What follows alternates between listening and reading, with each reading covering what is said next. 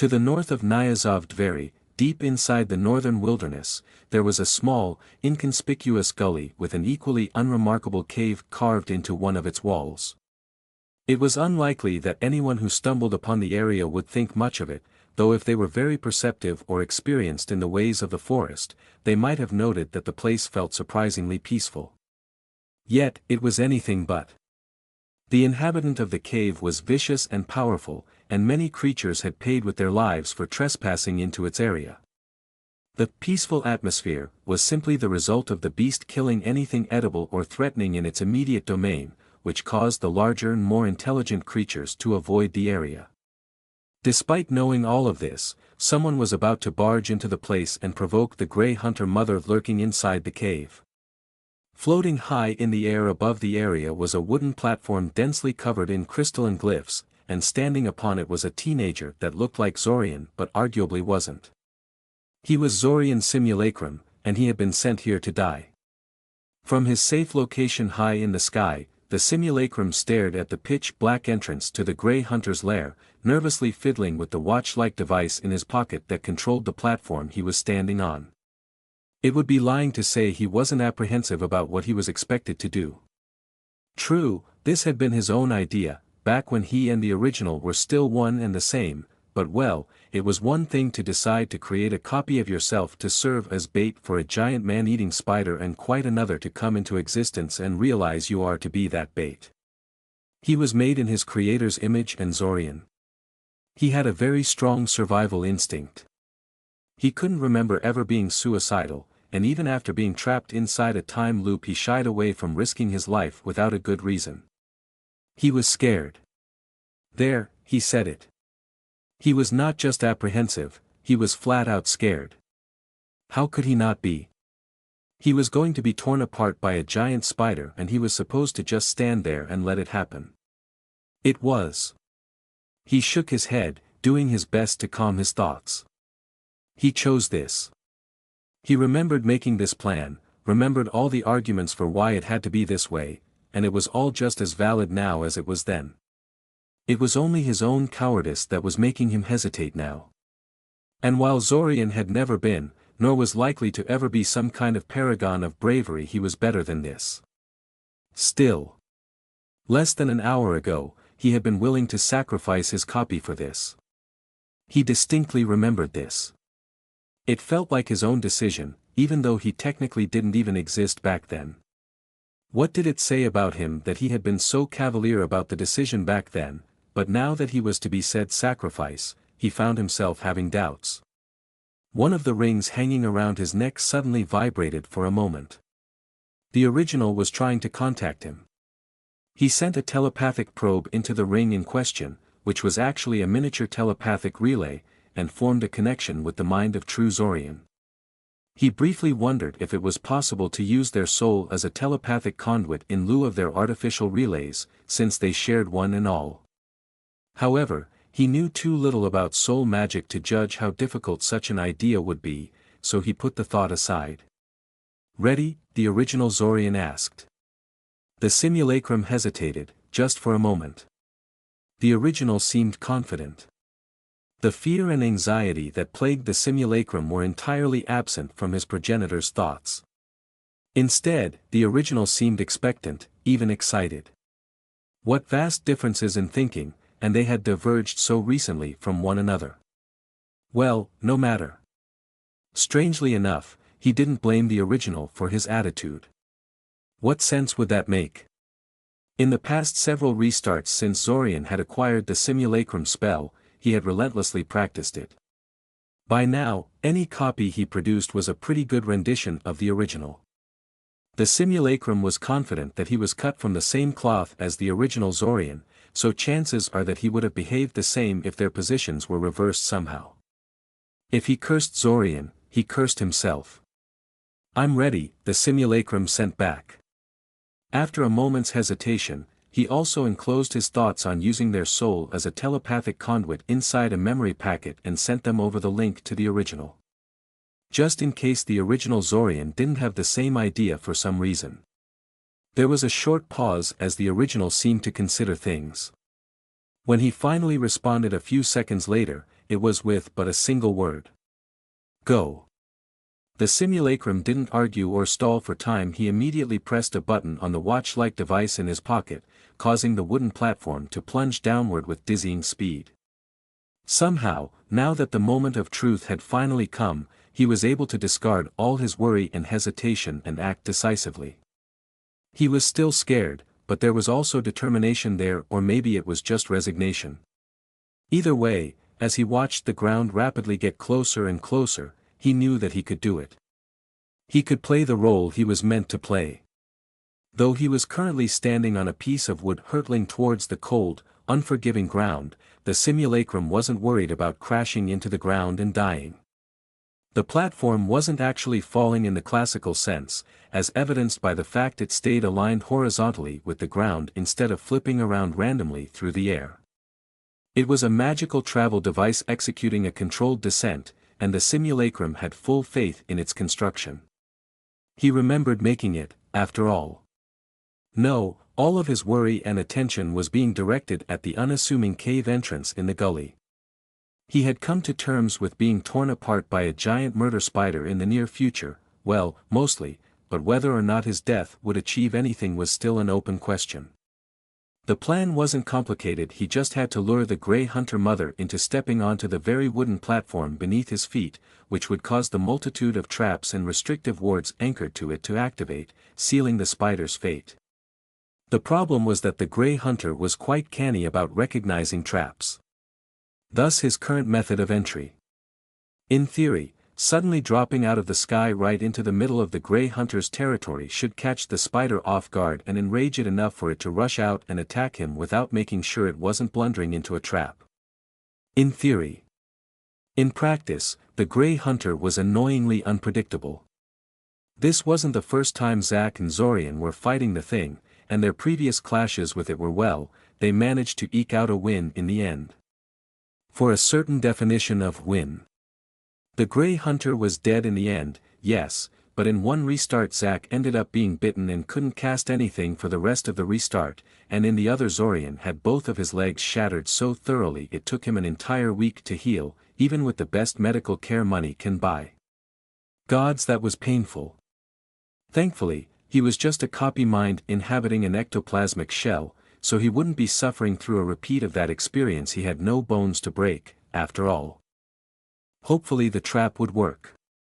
It would be nice to get the spider's egg sac intact, something they hadn't managed to accomplish up until now, if only so he could rub the achievement into Silverlake's face. But barring that, Zorian would settle for a proper victory instead of a Pyrrhic win that left them in recovery for the rest of the restart. The simulacrum frowned. You know what? He wasn't taking chances with this. If he had to die, he at least wanted his death to be meaningful and achieve something. Thus, just before he hit the ground, he dipped into the mana reserves he shared with the original and cast a hasting spell on himself. He immediately felt the world slow down around him, the spell accelerating his personal time flow by about 2.5 times. This was not part of the plan. In fact, the original was probably cursing him right now to hell and back for wasting a good chunk of his precious mana reserves, but the haste effect might let him react fast enough to the Grey Hunter's moves to actually achieve his mission, so the original would just have to deal with it. The platform hit the ground with surprising gentleness, the powerful wards emanating from it blunting the force of the impact until it could barely be felt. But the simulacrum still felt it and stumbled in place for a second. He recovered almost immediately, but by then the Grey Hunter was already making its move. What a fast response! It would seem they had underestimated the murder spider once again, because less than a second since the platform touched the ground, the Grey Hunter was already jumping out of the cave entrance.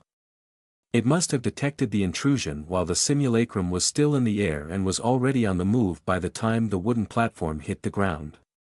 With his accelerated perceptions, the simulacrum could see the furry, many-legged body of the Grey Hunter sailing through the air in all of its terrible detail. The huge glossy fangs, the soulless black eyes, the quill-like fur covering its entire body. The simulacrum was not ashamed to admit he froze in place for a moment. He regained his wits quickly though, just in time to see the Grey Hunter slam into the ground next to the gully, kicking up dust and gravel as it immediately launched itself back into the air again. He watched the beast intently, trying to think of the best way to keep it contained on the platform long enough for the traps to fully activate. But something was wrong. The Grey Hunter was going too high and too fast. At that speed and at that angle of ascent, the spider was. Damn it, it was going to overshoot his location entirely. It wasn't taking the bait. Maybe it could understand that the platform was a trap, or maybe it knew that the simulacrum was just an ectoplasmic construct and thus didn't find him threatening enough. Whatever it was, the Grey Hunter decided to completely ignore Zorian's simulacrum and the platform he was standing on. At that moment, the simulacrum was torn between feeling amused and being annoyed. On one hand, having the murder spider ignore him entirely after all that inner turmoil he went through was kind of funny, but the fact that the spider was clearly going after the original instead was bad and objectively the worst way this mission could have ended. A simulacrum like him was a lot more expendable than the original was. He thought about trying to telekinetically snare the Grey Hunter and draw it into the trap, or get its attention by using mind magic, but his memories told him that could never work. The Grey Hunter had insanely high magic resistance, and trying to affect it with magic directly was like trying to hold a live eel and exercise in frustration. Instead, he tried something else. As the Grey Hunter was passing overhead, the simulacrum created a thick rope of magical force and tried to use it to entangle the Grey Hunter and reel it in onto the platform. Unfortunately, the spider twisted its body in mid-air, avoiding the rope by a centimeter or so. It then managed to right itself fast enough to land solidly on its feet, landing a good distance behind the platform. Frustrated at the way he was failing his mission, the simulacrum tried to get the Grey Hunter's attention by firing a ball of entangling ectoplasmic threads at its back. He knew from experience that the Grey Hunter was strong enough to break through the spell, but, humiliatingly enough, the spell didn't even hit it properly. The spider reacted instantly, rolling to the side to avoid the bulk of the spell. A few threads did manage to snag it, wrapping themselves tightly around its legs, but the Grey Hunter just accelerated forward, gouging out clumps of grass from the forest floor as its legs sought greater traction, and the threads that tried to restrain it snapped like they were made of straw. It then sped off into the distance, zigzagging a few times to avoid the handful of overpowered magic missiles the simulacrum had sent after it as a parting gift. Despite being overpowered and cast in haste, the missiles were only faintly visible, existing only as a slight discoloration in the air, a testament to Zorian's mastery of the spell. Despite this, not only could the Grey Hunter evidently perceive them without even turning around, it moved with sufficient speed and agility to defeat their homing function and dodge them anyway. That shouldn't even be possible, damn it. The simulacrum stared at the dust trail left behind by the Grey Hunter, taking a deep breath to calm himself, even though he was just an ectoplasmic construct and didn't really need to breathe. The damn spider didn't even have the decency to turn around and pay attention to him upon being attacked, never mind being tempted to step on the platform.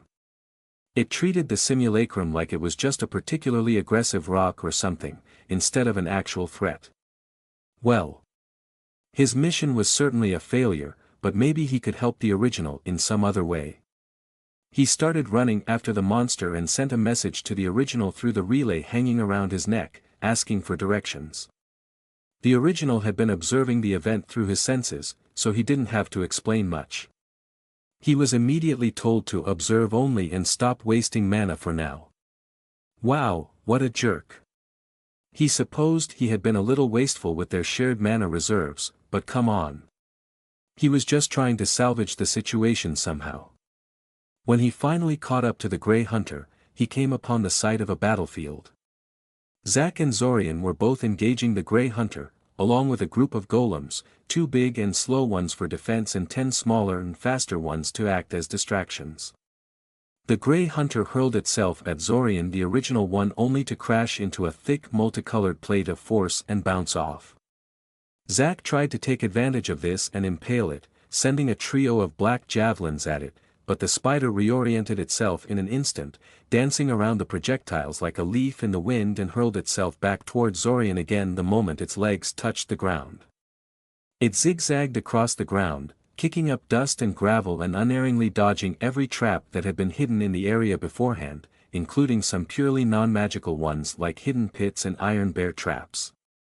Zach did his best to hit it with a multitude of projectile spells, and Zorian directed his golems to block it and try to push it into one of said projectiles or the traps it was avoiding. It was all for naught. The Grey Hunter's agility and speed was unreal, and the few times it ended up boxed in by the attacks and the traps, it unfailingly identified which attack it could tank without getting hurt. Zach launched a dense sphere of rock at the back of the boxed-in spider, only for it to kick back with its rear legs like a horse and shatter the sphere of magically hardened rock like it was just loosely packed earth. Zorian managed to hit it with a powerful incinerating ray, but all that did was burn off some of the dense fur covering its body and didn't seem to do any lasting damage. Zach trapped it in a cage of dense, layered force, but the Grey Hunter mother shattered each one like it was made of paper and burst free before Zach and Zorian could strengthen the prison enough to hold her. One of the smaller golems managed to latch onto the Grey Hunter's back. Without hesitation, the spider rammed itself backwards into a tree, causing the golem to let go. The Simulacrum watched all this, observing the battle and waiting for the right moment to act. He knew that, despite Zach and Zorian's apparent lack of success at damaging the Grey Hunter, the situation was under control at the moment. The two of them had fought the beast twice already, and though they suffered a heavy price each time, they also learned how to keep it at bay and put pressure at it. The only reason why the Grey Hunter hadn't fallen yet was that neither Zach nor Zorian were trying their hardest to kill it yet. They were still hoping to get its eggs relatively intact, so they couldn't use area of effect spells as indiscriminately as they should against an opponent like this. Sure enough, while the battle failed to kill the Grey Hunter, it was steadily getting pushed back towards the wooden platform as the minutes ticked by. The spider seemed to realize it was getting herded into a trap, however, and stubbornly refused to get pushed onto it.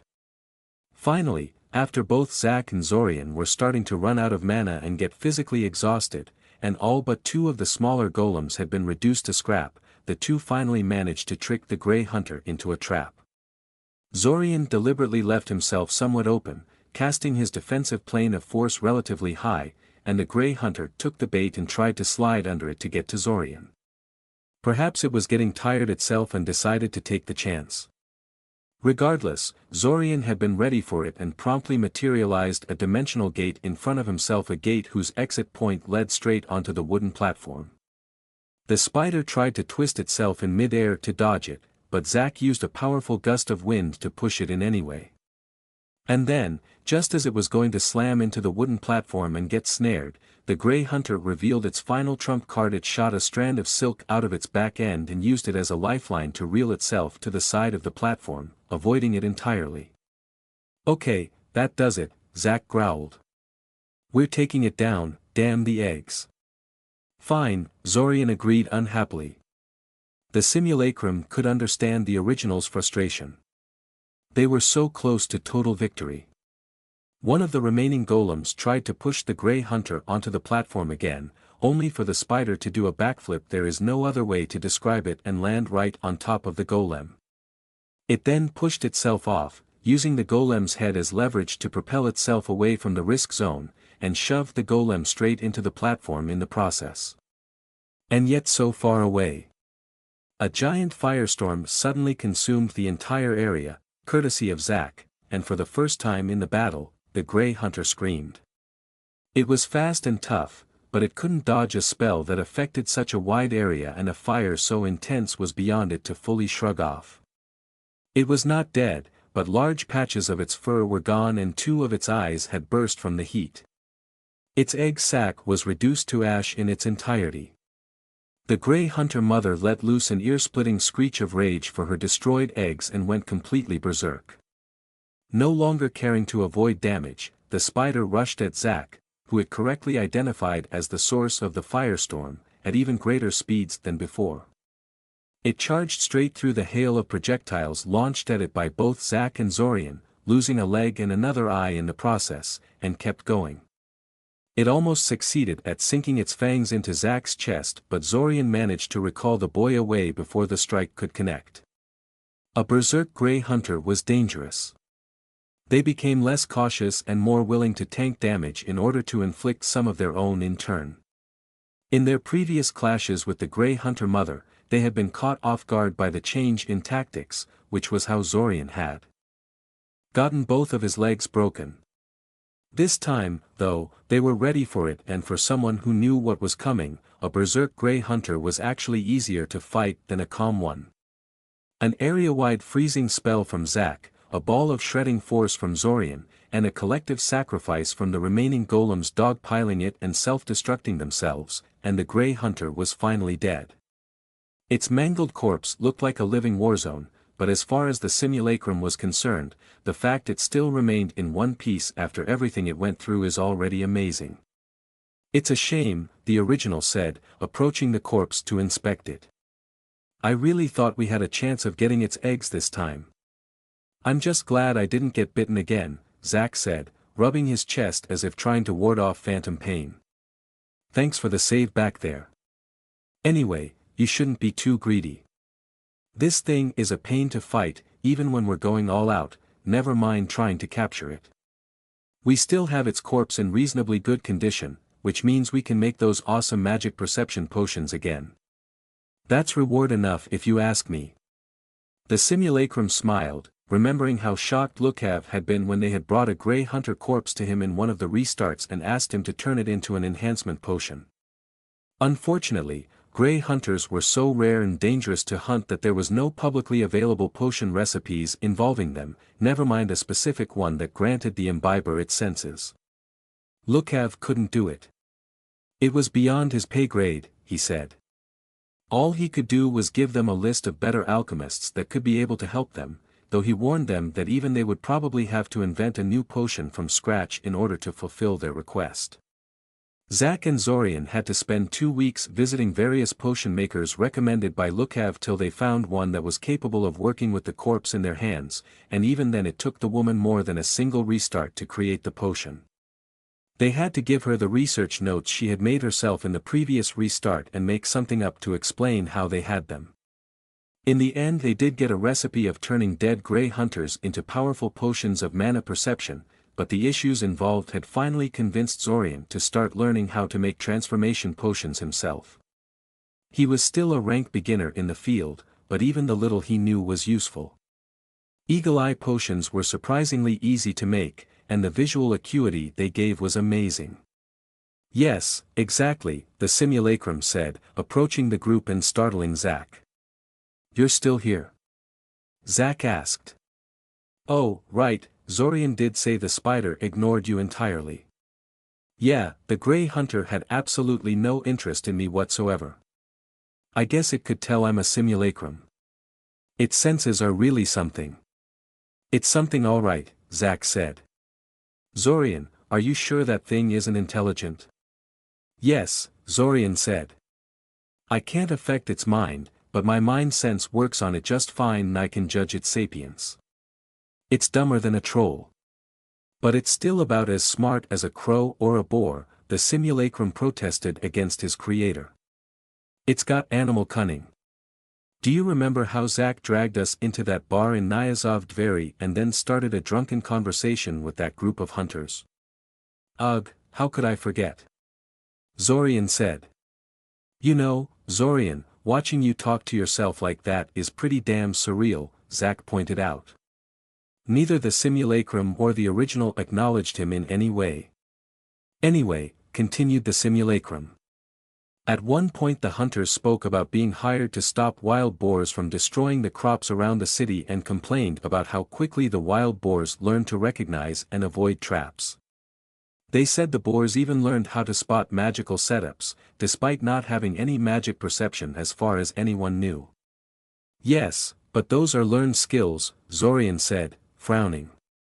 "The boars have to be constantly exposed to traps to learn how to deal with them. The grey hunter didn't have any chance to learn like that." "How do you know that?" the simulacrum countered. It's Silver Lake who sent us to this place, remember? Logically, this means she tried to retrieve the eggs herself and failed. I rather doubt she tried to fight the Grey Hunter head-on, so. She used traps, Zorian said, finally reaching the same conclusion the simulacrum had. She used all sorts of traps, and all she did was teach it how to recognize and avoid them.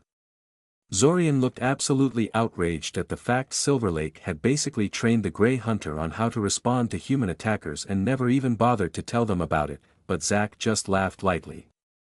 Deceptive mission givers, how nostalgic, he said. I remember the first time I got screwed over by one, I was even more incensed than Zorian here. That aside, Zorian, I'm amused that your simulacrum figured it out before you yourself did. How does that work? Differing perspectives, the simulacrum said with a light shrug. We diverged a few measly hours ago, Zorian said dismissively. Just how different could our perspectives be? The simulacrum frowned, a little annoyed at the response. He didn't answer with words. Instead he forced a connection to Zorian's mind and blasted him with a few choice memories. The nerve-wracking wait before the platform's descent. The terrifying sight of the Grey Hunter jumping out of the cave and seemingly towards him. The feeling of frustration and powerlessness as he watched the battle without being able to meaningfully contribute anything. Zorian gasped and took a step back, caught off guard by this sudden pseudo-attack, and gave him a shocked look. Very different, the simulacrum said, and then deliberately collapsed his own ectoplasmic body and dissolved into smoke. His job was done, anyway. It was a beautiful sunny day, and Zorian was standing on an abandoned field, far from anything dangerous or important. He wasn't alone. Standing around him was a group of familiar people, Zach, Taven, Amaya, Kiriel, Kana and Kale. They were all gathered around a stone table that Zorian had created out of the nearby ground, watching the potion bottles lined up in the center of it. Each had a slightly different reaction. Zach looked mildly interested but otherwise calm and collected. Taven had a distant, thoughtful expression, seemingly consumed in her own thoughts and barely even conscious of her surroundings. Amaya seemed torn between quiet excitement and apprehension, occasionally glancing at Kiriel and Kana with a small frown. She probably thought they were too young to be here. Considering the unhappy, sour look that Kale was giving Zorian, he probably agreed with that conclusion. Zorian was unrepentant, though if Kale didn't want Kana here, he could have just refused to bring her along.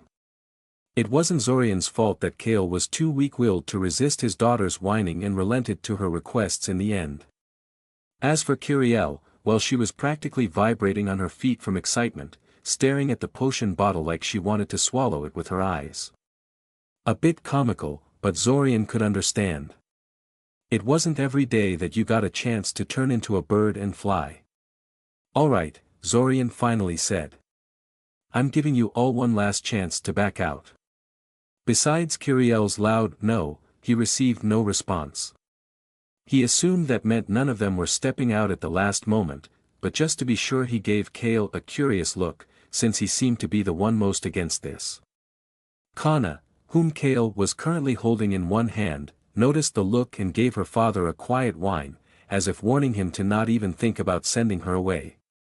Kale responded with an amused snort and a casual tap against her forehead. I'm going to go through with it, against my better judgment, Kale said, looking Zorian straight in the eye. I guess I should congratulate you, it's been a while since Kana so obviously wanted something. Now hurry up and explain things before I change my mind. Fine, Zorian shrugged.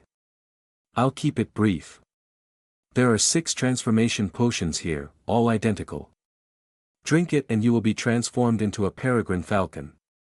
And then we can fly? Kiriel asked excitedly. Of course, Zorian said. What would be the point of transforming into a bird if you can't fly? Though it might take a while before you can control your new body correctly, so don't be surprised if your initial attempts turn poorly. What if someone falls from the sky for some reason? Amaya asked. Or if something tries to eat us? That's why there are 6 potions instead of 7, Zach noted. I'll remain untransformed and step in if someone messes up. As for something trying to eat you, well, it shouldn't happen. But if it does, Zorian will be flying beside you and give them hell. There is nothing in the area that can survive against him. Mostly because of his psychic powers. For normal mages, transforming into a non-humanoid form was quite risky, as they would lose access to all structured spells. Zorian's mental powers were just as usable as a falcon as they were when he was human, so he was not nearly as defenseless. Okay. It's comforting to know you've put some thought into this and that it isn't something you're doing on a whim, Amaya said. But isn't this horribly expensive? Don't get me wrong, I'd like to try being a falcon as much as the others, but it just seems so wasteful to spend all these potions for what is essentially playing around. Ah, yes, Amaya was the only adult here that hadn't been informed about the time loop. One of these days he was going to tell her the truth just to see how she reacted. He spent a few seconds trying to put together a convincing response in his head, but before he could vocalize it, Taven already butted in to explain instead. Don't worry about that, Taven sighed. It's secret, so I can't tell you the details, but the cost of these potions is so small for these two as to be functionally irrelevant. A few more clarifications later and the potions were distributed to everyone present except Zach. Originally Zorian intended to drink his potion first to reassure the others that it worked correctly, but apparently Kiriel didn't need convincing and immediately drank hers when Zorian handed a bottle to her. She transformed without any issues and the rest of them were treated to a sight of a brand new female falcon flailing around on the grass for a good minute or so. She had attempted to take flight immediately and found that it was not nearly as easy as one might think. After that the rest of them drank the potion and transformed as well. The next several hours were kind of a mixed bag. On one hand, nobody ended up getting hurt. On the other hand, it turned out that Zorian had vastly underestimated how difficult it was to control a completely alien body for most people. He had thought that his initial attempts at being a bird were bad, but he was like a born genius compared to what his current pupils displayed. After some thoughts, he came to the conclusion that this was probably another thing that benefited from him being open, as Arania would call it.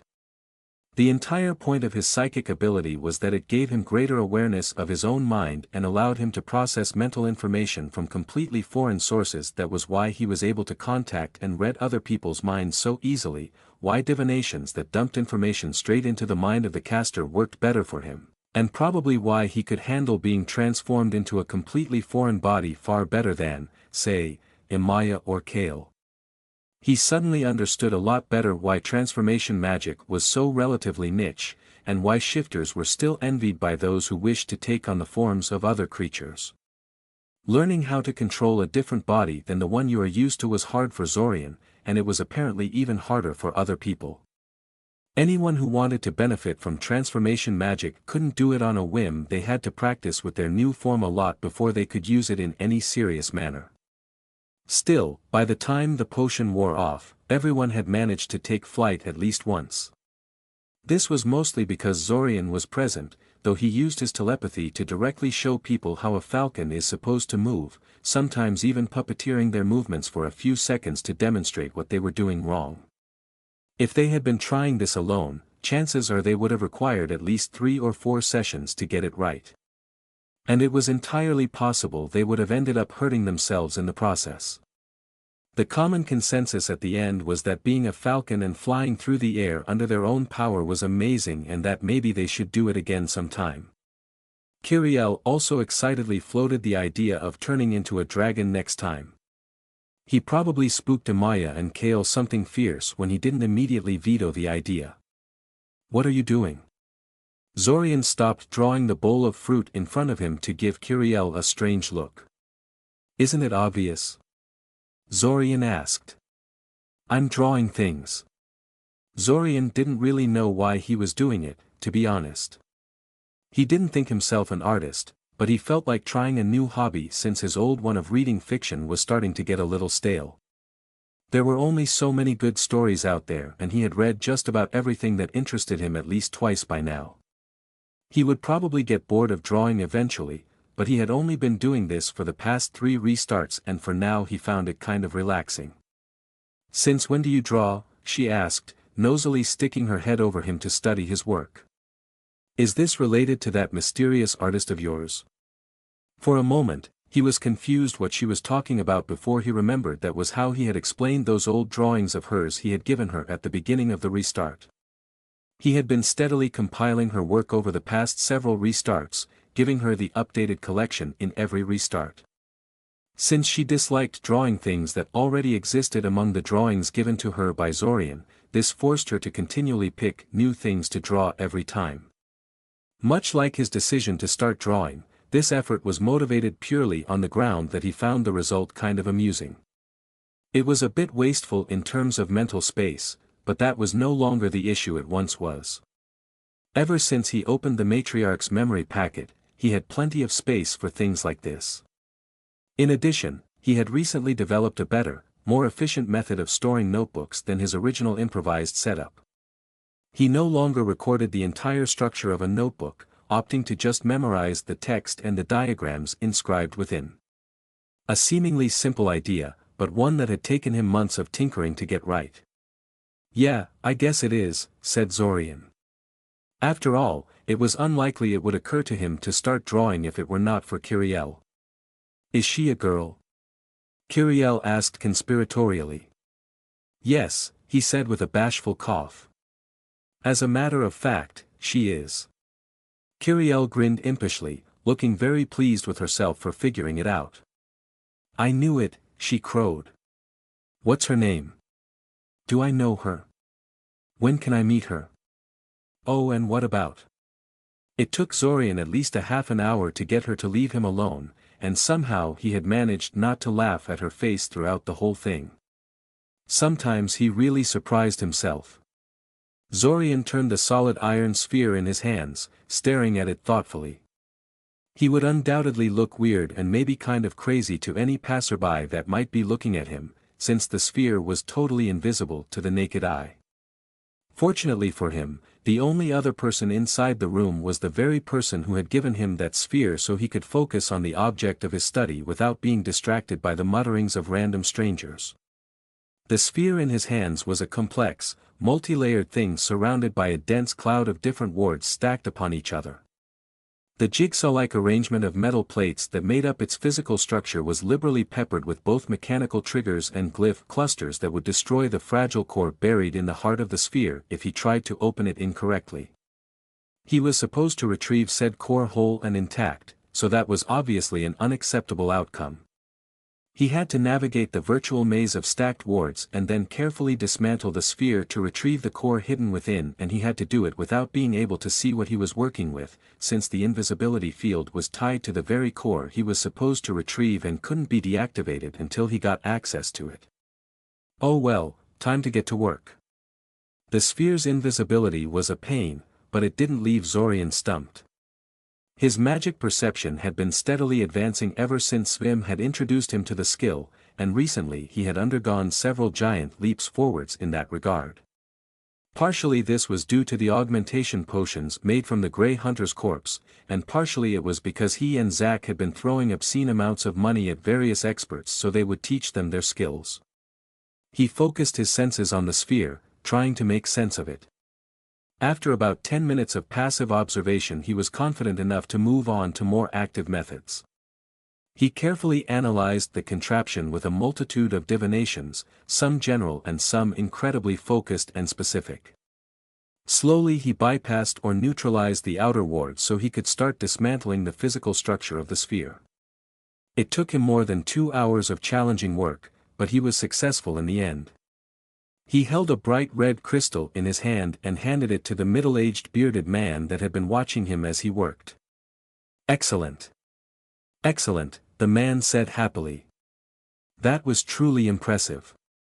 You're even better than your brother was at your age."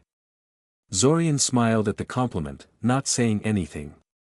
His outrage at being constantly compared to die men had cooled down considerably over the years, but he didn't trust himself not to sound bitter if he tried to respond with words. He would just nod and quietly take advantage of the fact that this man had taught his brother and looked at him favorably because of it. I couldn't help but notice that you didn't use a divination compass while you worked, the man said, leaning back in his chair. Do you not need it? No, Zorian said honestly. I just dump all the information the spells give me directly into my head. I'm innately talented at interpreting that, so there is no need to bother with a divination compass. Besides, I find that most physical tools discard a lot of important information given by the divination, simply because they have no way of displaying it. Ha! Of course they do, that's why ward breakers like us pay huge sums for ever more sophisticated divination compasses. In my estimation, you are already at the level where generic, store-bought crap can't satisfy your needs. You'd have to contact a mana forge and buy a custom-built one.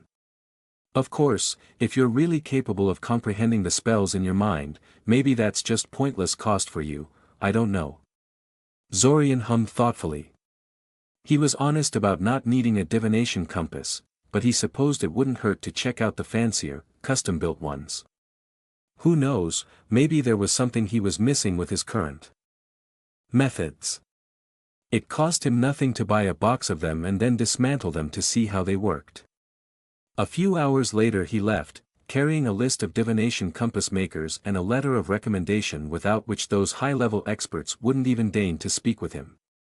He soon arrived at the local park where Zach was already waiting for him, sitting on the bench and feeding the pigeons with bread like some old pensioner. Already done? Zorian asked, mildly surprised. Zach was supposed to check out the combat magic instructors in the city, which should have taken him a lot longer than this. None of them are worth our time, Zach said, shaking his head and throwing another chunk of bread at the small throng of pigeons in front of him. Larsa is Focrinia's biggest and most important city. You'd think they'd have a respectable selection of combat instructors, but they're nothing special. I guess it's true what they say about Focrinia being the weakest of the big three in terms of military might. Zorian nodded, accepting his judgment. Zach had spent decades in the time loop pursuing combat magic excellence, so he knew what he was talking about.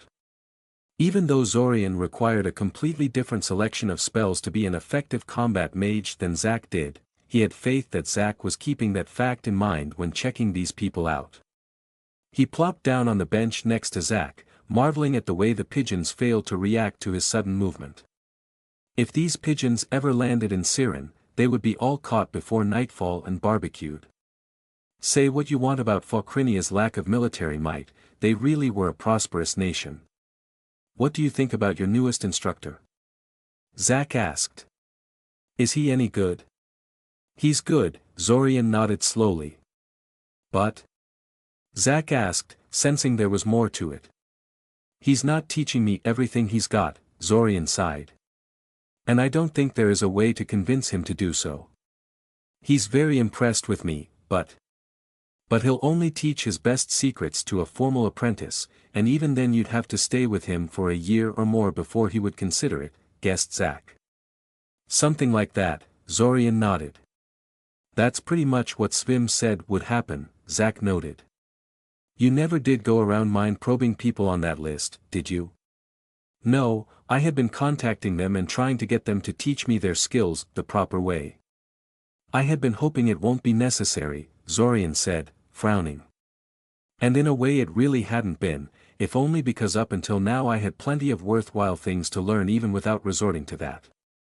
But now I don't know. If we want to get at the dagger in the royal treasury, we're going to need to become a lot better at ward breaking and the like. And these are not skills that people are willing to trust a stranger with, especially not one they've met less than a month ago. These are highly restricted, sometimes outright illegal skills.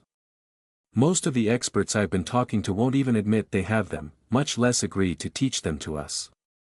He hadn't been met with total failure.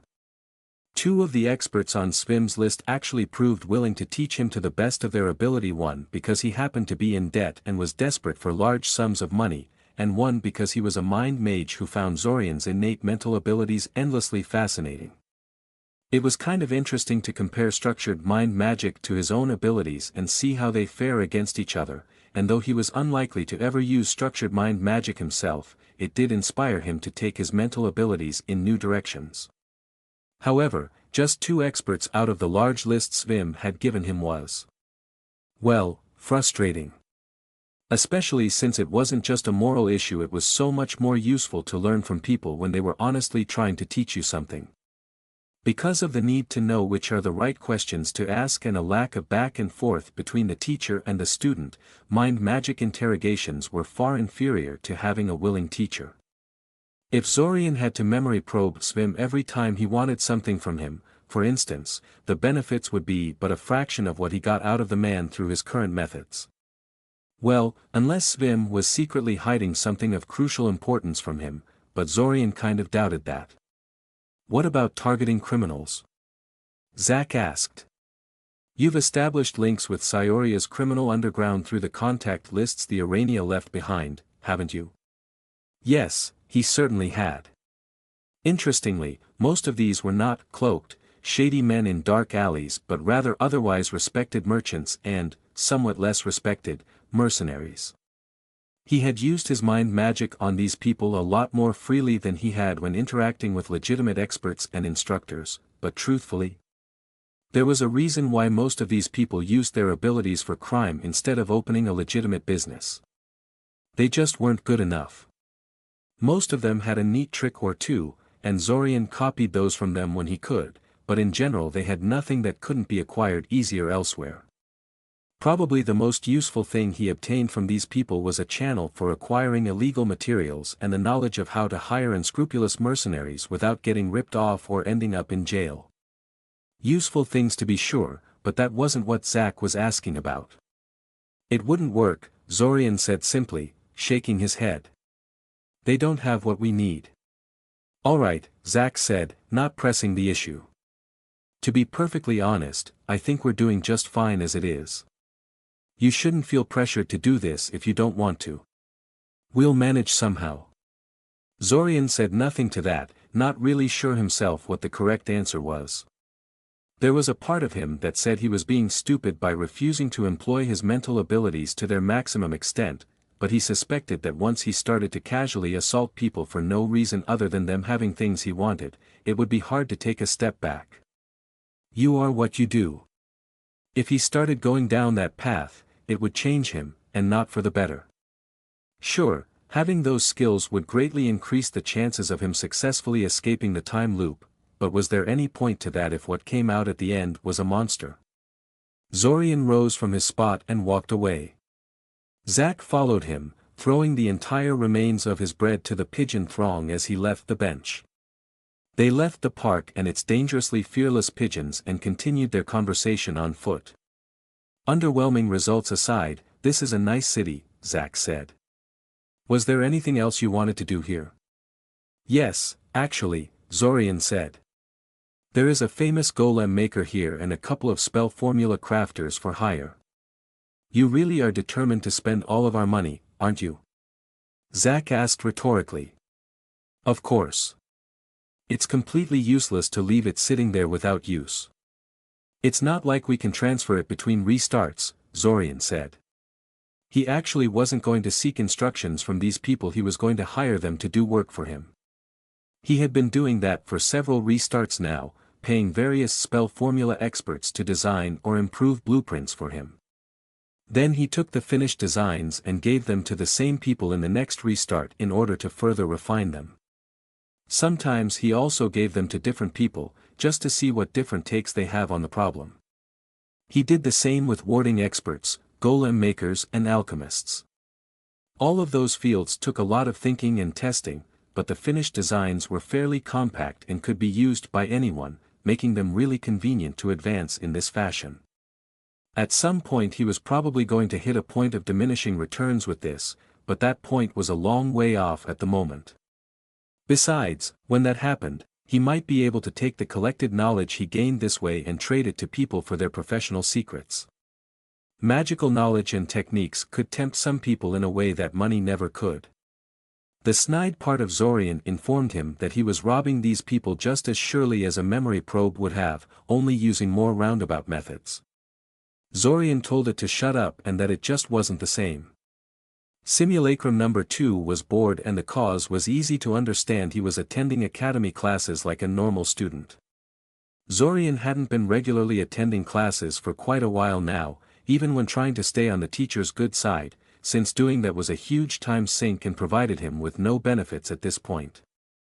Unfortunately, he didn't have a choice in the matter. The original had gotten it into his head that he should check how obvious a simulacrum's disguise was by having them interact with a bunch of people on a regular basis, which somehow meant being sent back to school. Okay, so he actually knew what the logic behind that was. He had all of the original's memories, after all. The idea was that the academy was full of mages of all sorts, and his classmates were at least passingly familiar with him, so if anyone could notice there was something wrong with him, it would be them. They didn't notice anything wrong, of course. The simulacrum actually broke off from the script entirely. He was supposed to stay inconspicuous, but he decided to show off his future knowledge as much as possible instead, and nobody raised a fuss. Unlike Zach, he was known to be a good, diligent student. They probably thought he had studied ahead or something. In any case, the mission was less one of nerve-wracking infiltration and more of an exercise in resisting soul-crushing boredom. The only good thing about the situation was that he would only have to tolerate this for one day. The original had been very zealous about dismissing his simulacrums at the end of each day, so he wouldn't have to be here tomorrow too. Why couldn't he have been like the simulacrum number 1, who was mapping the local underworld, or simulacrum number 3, who was arranging a trade deal with one of the Iranian webs near Nyazov-Dveri? Well, the current class had finally ended during his internal whining, so he could. Wow, Zorian, you got every question on that unannounced test correctly. How did you do that? I checked and some of those questions aren't even in our textbook. Zorian turned around in his seat, looking at the girl speaking with him. It was Nialu. When he had arrived to the academy, he had quickly realized that she considered him to be something of a friend, even though he had no memory of ever really interacting with her before the time loop. How was that possible? Well, he wasn't the first simulacrum that was sent on this mission. And apparently one of the previous simulacrums was similarly bored out of his skull here and decided to go off the script and befriend her. And then never bothered to inform the original about it. Simulacrum number 2 didn't intend to inform the original either. The whole thing was harmless, and imagining the original's reaction when he finally found out was kind of amusing. He leaned forward a little in a conspiratorial manner and motioned for Nialu to come closer. She did, and from the corner of his eyes he also saw Koja leaned in a little so she could eavesdrop on them better. I have a time machine, he whispered to her solemnly. And I'm using it to cheat at school. He heard Koja snort softly in the background. Nialu, though, gave him a weird, considering look. Really? She asked suspiciously, like he had just told her something unlikely but still entirely possible.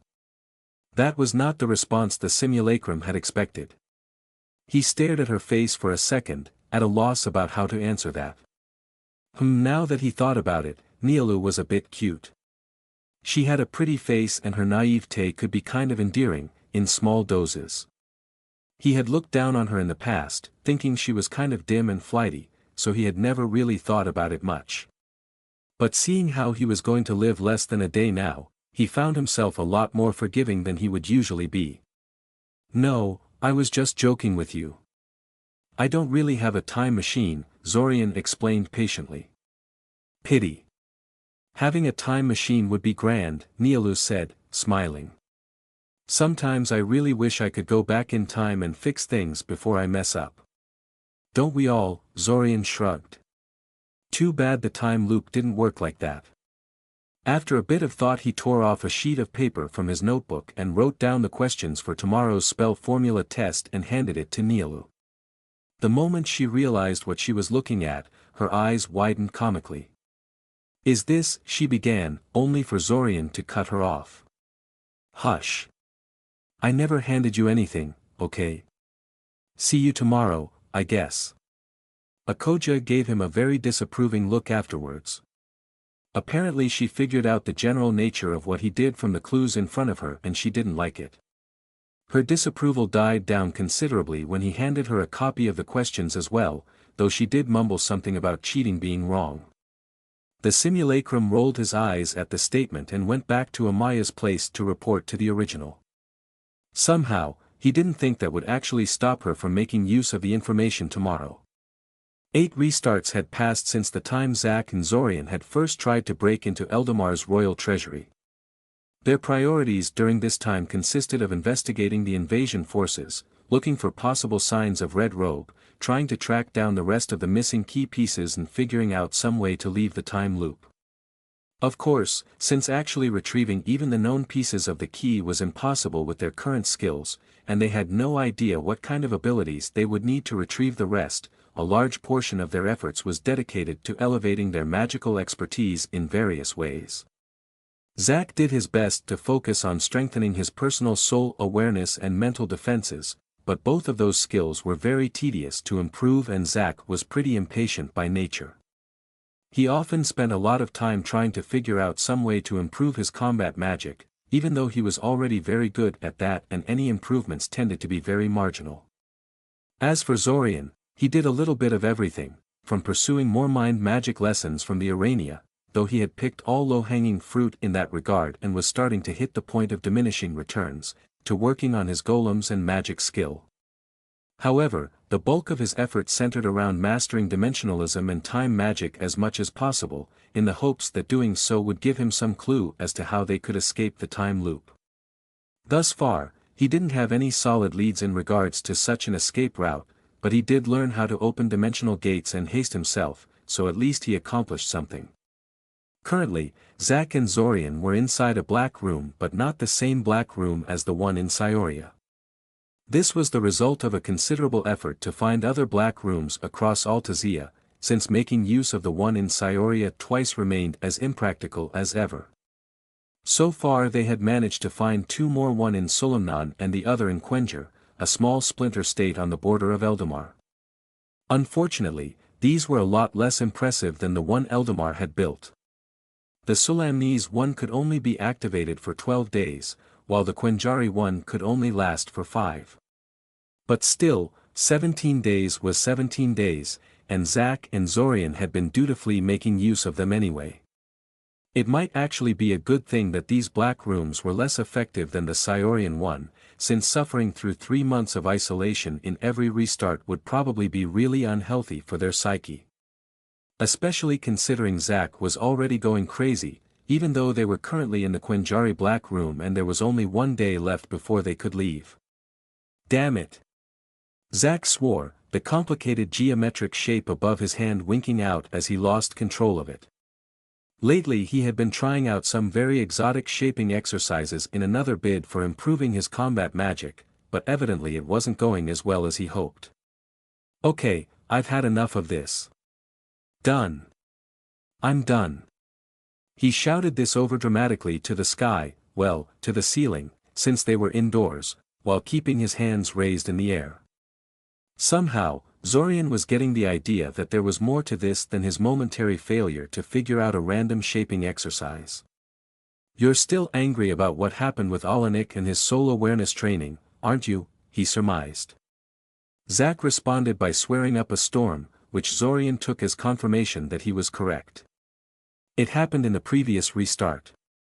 Alanik had finally judged Zach to have reached a point in his soul awareness where he could move on to the more dangerous version of soul training that Zorian had undergone. Zach was very excited and confident, but the moment Alanik touched Zach and tried to separate his soul from his body, Zorian's marker activated and the restart immediately ended. The marker woven through their souls was a curious thing. It was hard to figure out for the same reason that memory probes were hard. You had to pretty much already know what you were looking for before you could find it. You couldn't just browse through it for interesting information like you would a book and the like. You had to know which was the right question to ask.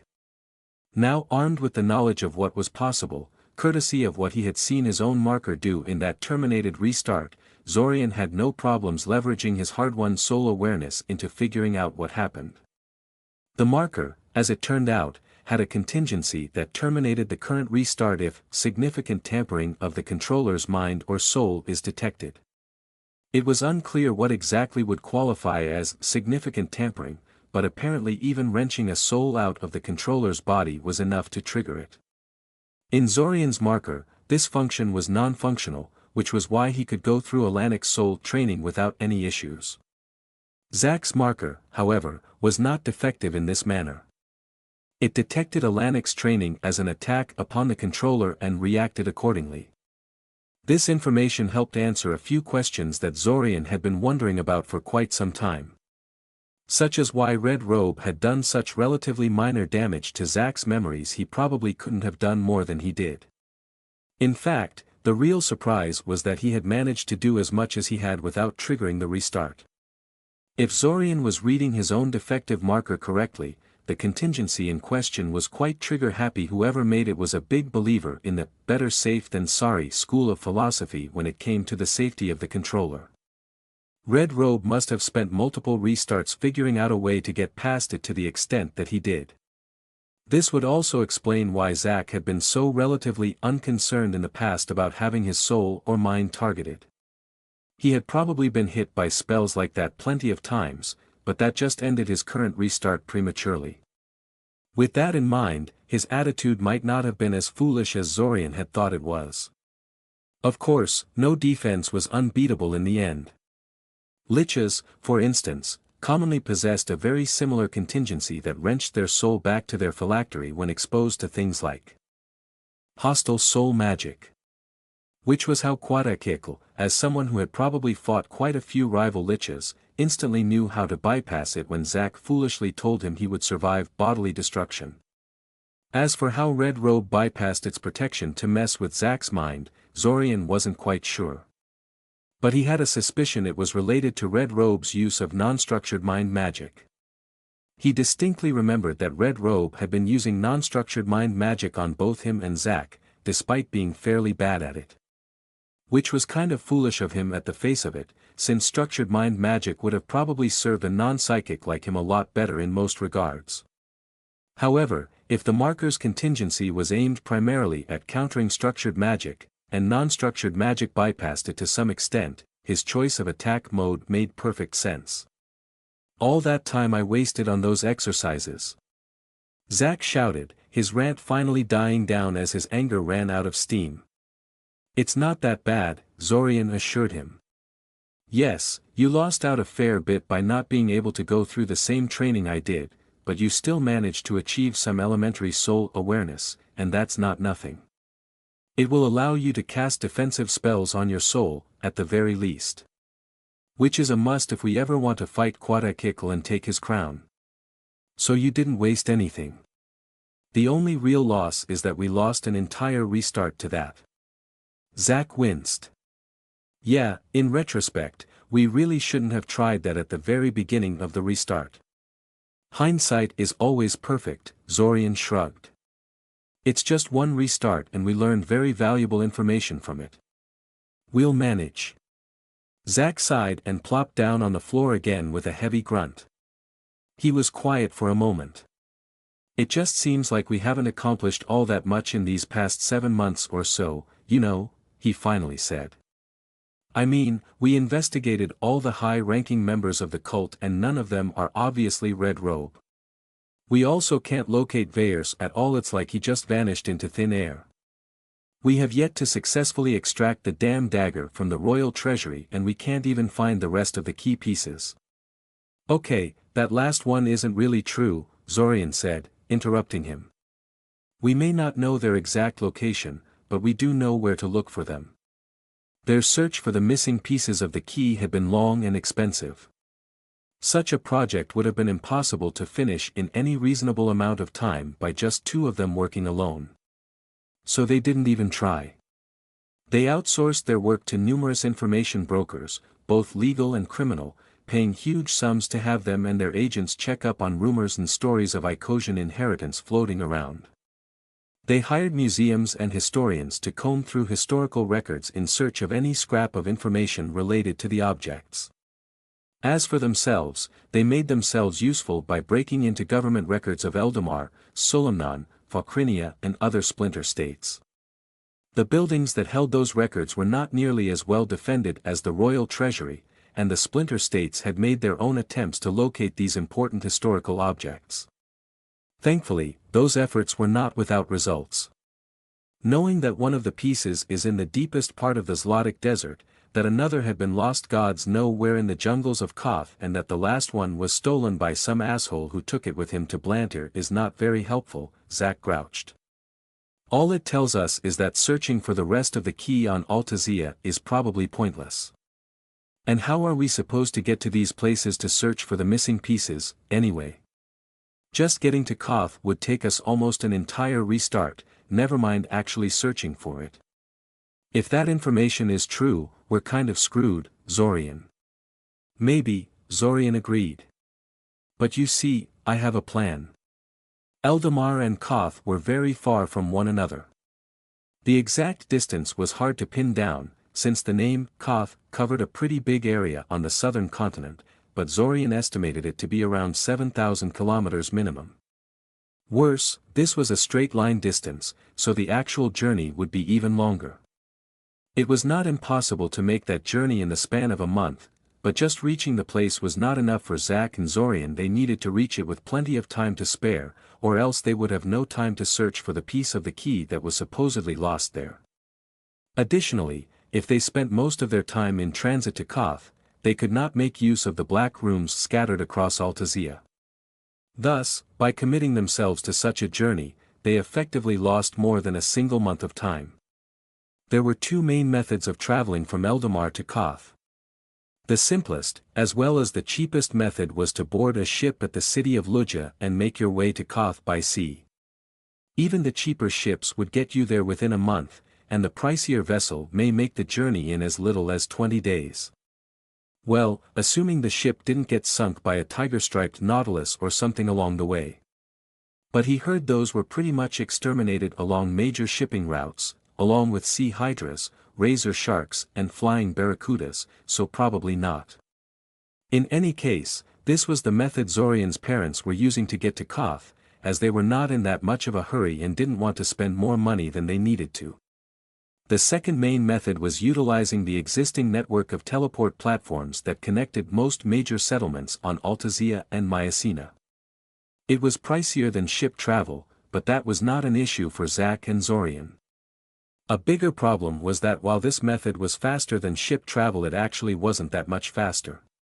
Using publicly available information, Zorian calculated that it would take them 15 days to reach Koth by using the teleport platform network, and that was under ideal conditions. The issue was that the teleport platform network worked on a strict schedule that couldn't be sped up. The network spanned over numerous different countries, after all, and none of them were willing to let mass teleport traffic go in and out of the country with no control or supervision. Each platform had security checks and border control that travelers had to go through, and that took time. A lot of time. According to Zach, he had already tried to use the platforms as a method of reaching Koth once, purely on a whim, and it actually took him most of the month to reach his destination. Would Zorian be able to do better? Doubtful. Even if Zorian offered to pay extra, the teleport operators would refuse to make an off-schedule platform activation just for his sake, who would cause an international incident just for some extra cash. And even if Zorian went wild with his mind magic and convinced them to make an exception for him and Zach, the destination platform security would not be inclined to play along. Depending on the destination, they might even shoot him on sight. There had been cases where teleport platforms were used for raids and surprise attacks, and some places were very trigger-happy about unannounced teleports. All in all, Zorian didn't think he could optimize the teleport platform to any significant extent. They were a very fast and convenient method if one was traveling to a destination that was a couple of jumps away, but they just weren't designed to get people over vast distances as fast as they were willing to pay. If anything, the speed of transit was deliberately throttled to more manageable levels, so that the local authorities could exercise some measure of control over it. Unfortunately, there were no other routine methods for crossing such large distances. Not many absurdly rich people needed to get from Eldamar to Koth as fast as humanly possible in any given year, so no widespread service provided it. That left unconventional methods. Zorian had considered some wild ones, such as stealing one of the few existing airships to make the journey or transforming into a migratory bird and flying there, but ultimately dismissed them as too fanciful to really work. Besides, methods like that didn't solve the problem of losing access to Altasia's black rooms, and would require them to dedicate at least several restarts in pursuit of exotic skills that were unlikely to be useful for anything else. Being able to pilot an airship was good for bragging rights and not much else, unless you were actually an airship pilot by trade. Eventually, his thoughts turned to the gate spell and his recent practice of making heavy use of simulacrums. Probably because that was what he had been working on recently. By themselves, neither of the two spells was the solution to his problem, but combined together, they could be. The simulacrum had no range limit as far as Zorian was aware. It had to be created next to the caster, but it could then roam as far away from the original as it wanted. The gate spell, on the other hand, was largely limited by its rather miserable range unless there were people on both ends of the gate working in tandem to stabilize it. If there were people casting the spell on both ends of the gate, then it also didn't have a known range limit. In practice, the gate spell was rarely utilized in this way, both because people capable of casting the gate spell were as rare as hen's teeth and because actually coordinating two such people to synchronize their casting over large distances was hard. It was often quicker and more practical to simply chain teleports from place to place than to go through such a hassle. With the simulacrum spell, Zorian didn't have to worry about finding another person capable of casting the spell. He could effectively be two or more people at the same time. And while coordinating the spell over continental distances was a bit of an issue, it was not insurmountable. In the worst case, he could simply instruct his simulacrum to leave a trail of telepathic relays along its path and maintain contact that way. One nice thing about the idea was that while his simulacrum was traveling to Koth, he would be able to stay in Eldamar and wouldn't lose access to the black rooms in that particular restart. One not so nice thing was that this would permanently tie down one of his simulacrums, leaving one less for him to boss around. He could only maintain 3 simulacrums at most without his mana regeneration going negative, so that was not an entirely irrelevant cost. Additionally, that would require him to discard his previous rule about only allowing simulacrums to exist for 24 hours. However, he didn't really foresee much problems with that. His simulacrums had been really well behaved, all things considered. His current simulacrums could be kind of cranky and weird sometimes, but they were clearly him and had his best interests at heart. Still, maybe he should start considering some kind of countermeasure in case one of his simulacrums went rogue and tried to take over. But any countermeasure he designed his simulacrum would know about. Arg. In any case, that still left the question of how the simulacrum was going to reach Koth in a reasonable amount of time. It was nice that Zorian wasn't going to have to dedicate half a restart to such a journey and lose access to the black rooms, but the fact remained they would only have 15 or so days in each restart left to conduct a search for the key. He needed something better than that. That was why he decided to talk to the Silent Doorway adepts. It could turn out to be a massive waste of time, but if they really knew something about the operation of Bakura gates, that could be precisely the solution he needed. After all, why bother setting up a brand new gate network if one already existed, and was largely unsupervised to boot? Thus, Zach and Zorian were currently standing in front of the Silent Doorway adept representative, Refuge in Void. She was a skittish little thing, twitching and shuffling in place all the time, acting way too nervous for a professional negotiator. Then again, how many humans interacted with Arania so heavily they learned how to read their body cues? Maybe it was Zorian who was weird. Surrounding them were 8 other Arania, serving as guards. There were originally 4 of them, but the Silent Doorway adepts brought in another 4 once they realized what Zach and Zorian were after. The negotiations weren't going too well. "I am sorry, honored guests, but we really cannot help you with this, the Silent Doorway Adept representative said, using a vocalization spell to speak out loud instead of resorting to their usual telepathy. She was either not very proficient in the spell or was trying to unnerve them with amateurish psychological warfare, because her voice was weirdly resonant and distorted. The Bakura Gate in our possession is simply a treasured historical artifact. It has great sentimental value to us, but we know of no method to actually make it work. Her middle legs twitched slightly, an obvious nervous tic that plagued her since the very beginning of these talks. But please, she added, trying her best to sound sincere, if you find anything regarding the activation of Bakura Gates, contact us immediately. We are as interested in this matter as you are.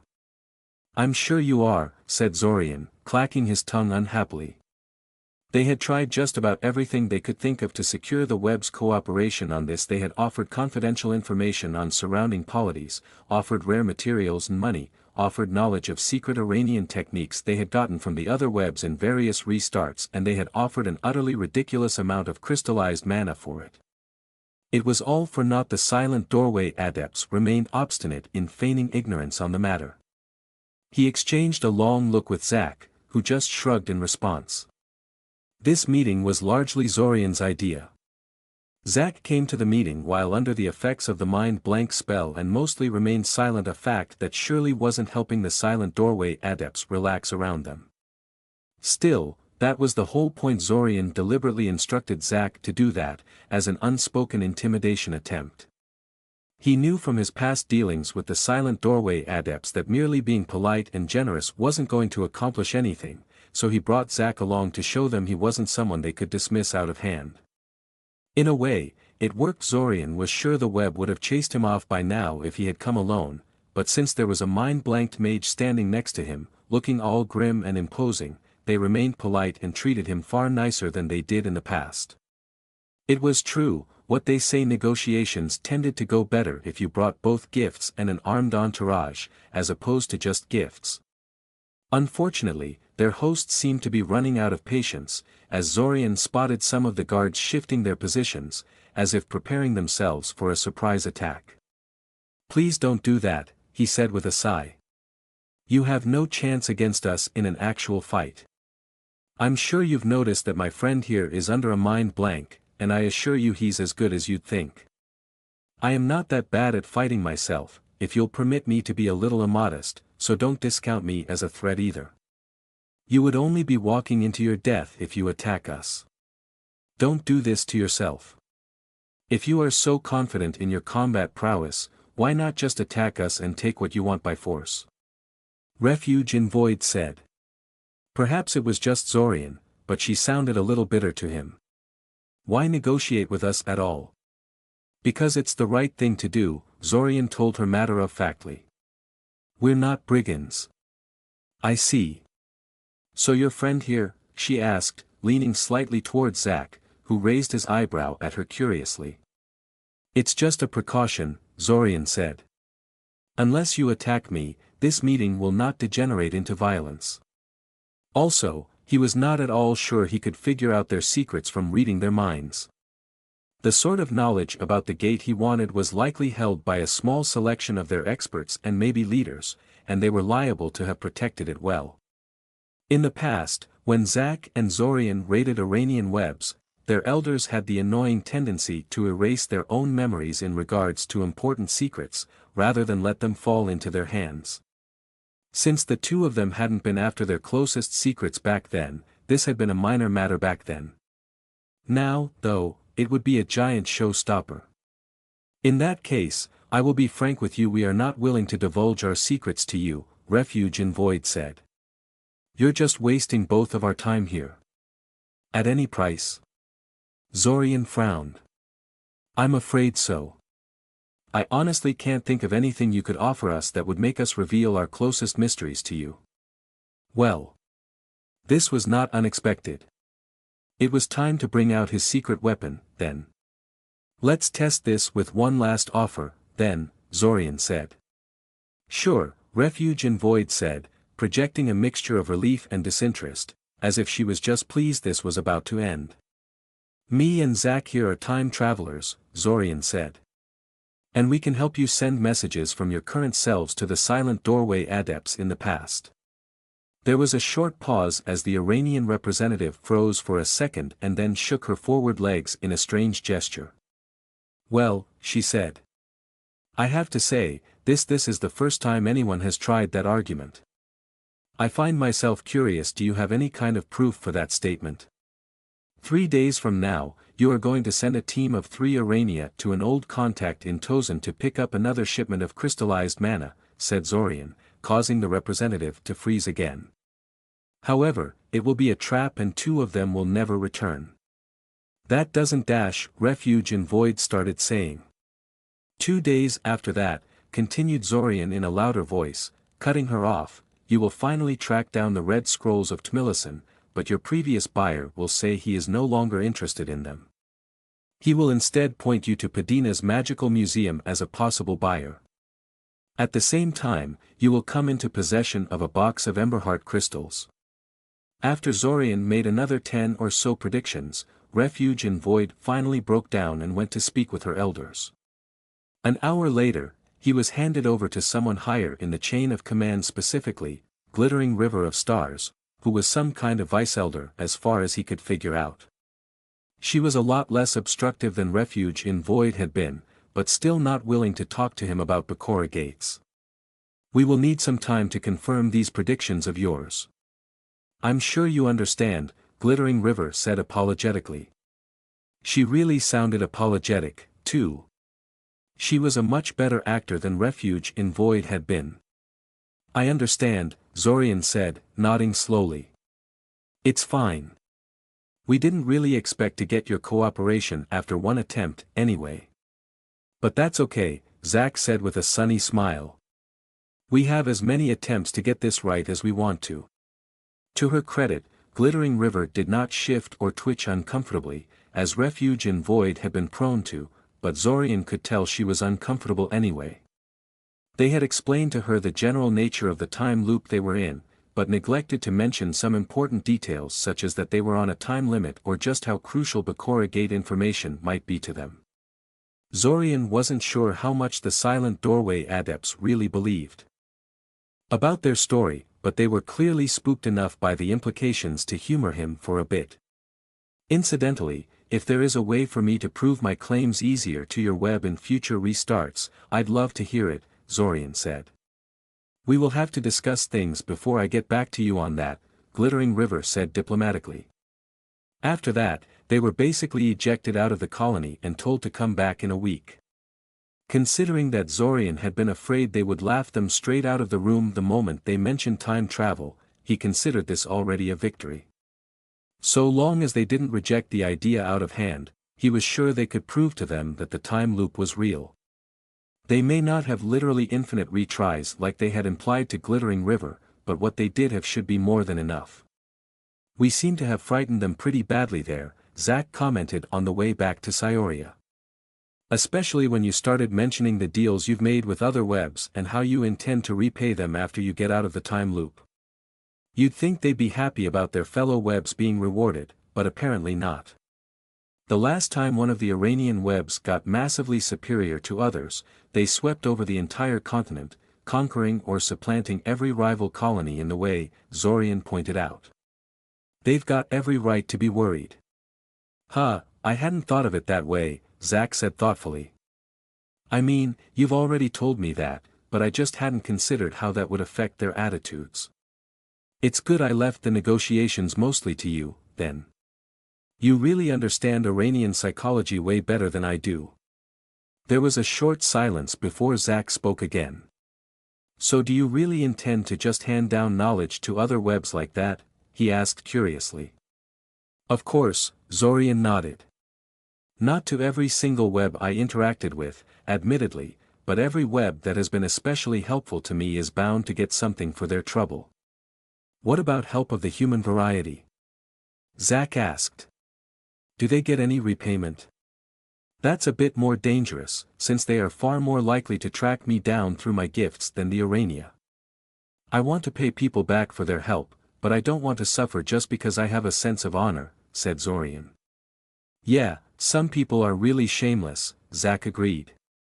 Give them a finger and they'll try to bite off the whole arm. And some might just be too curious for their own good. Yeah, Zorian nodded. I intend to try and repay people anyway, but I'll have to be a lot more careful and selective about it. Makes me feel a little guilty, Zach admitted.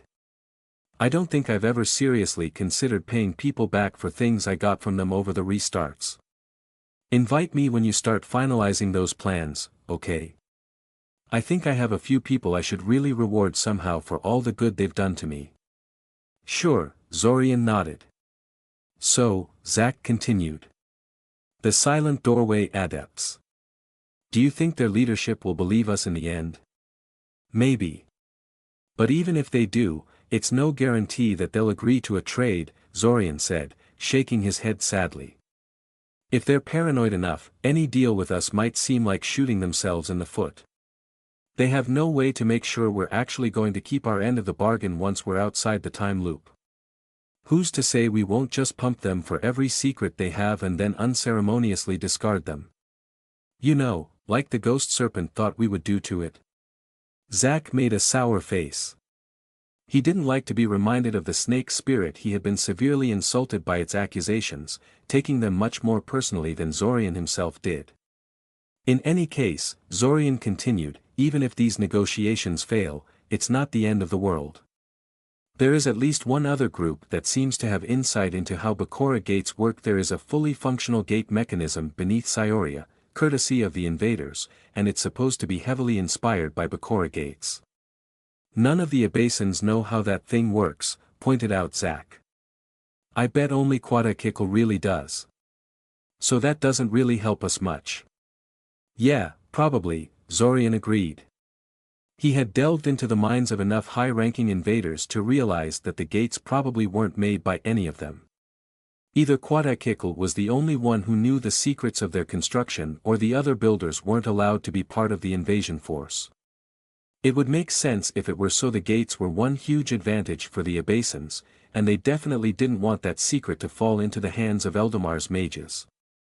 But I wasn't thinking of finding someone to memory probe for the information. I was thinking of simply taking over the gate site and analyzing the gate scaffolding itself. Zach raised an eyebrow at him. I thought you said that would take months, he asked curiously. Maybe years. What changed?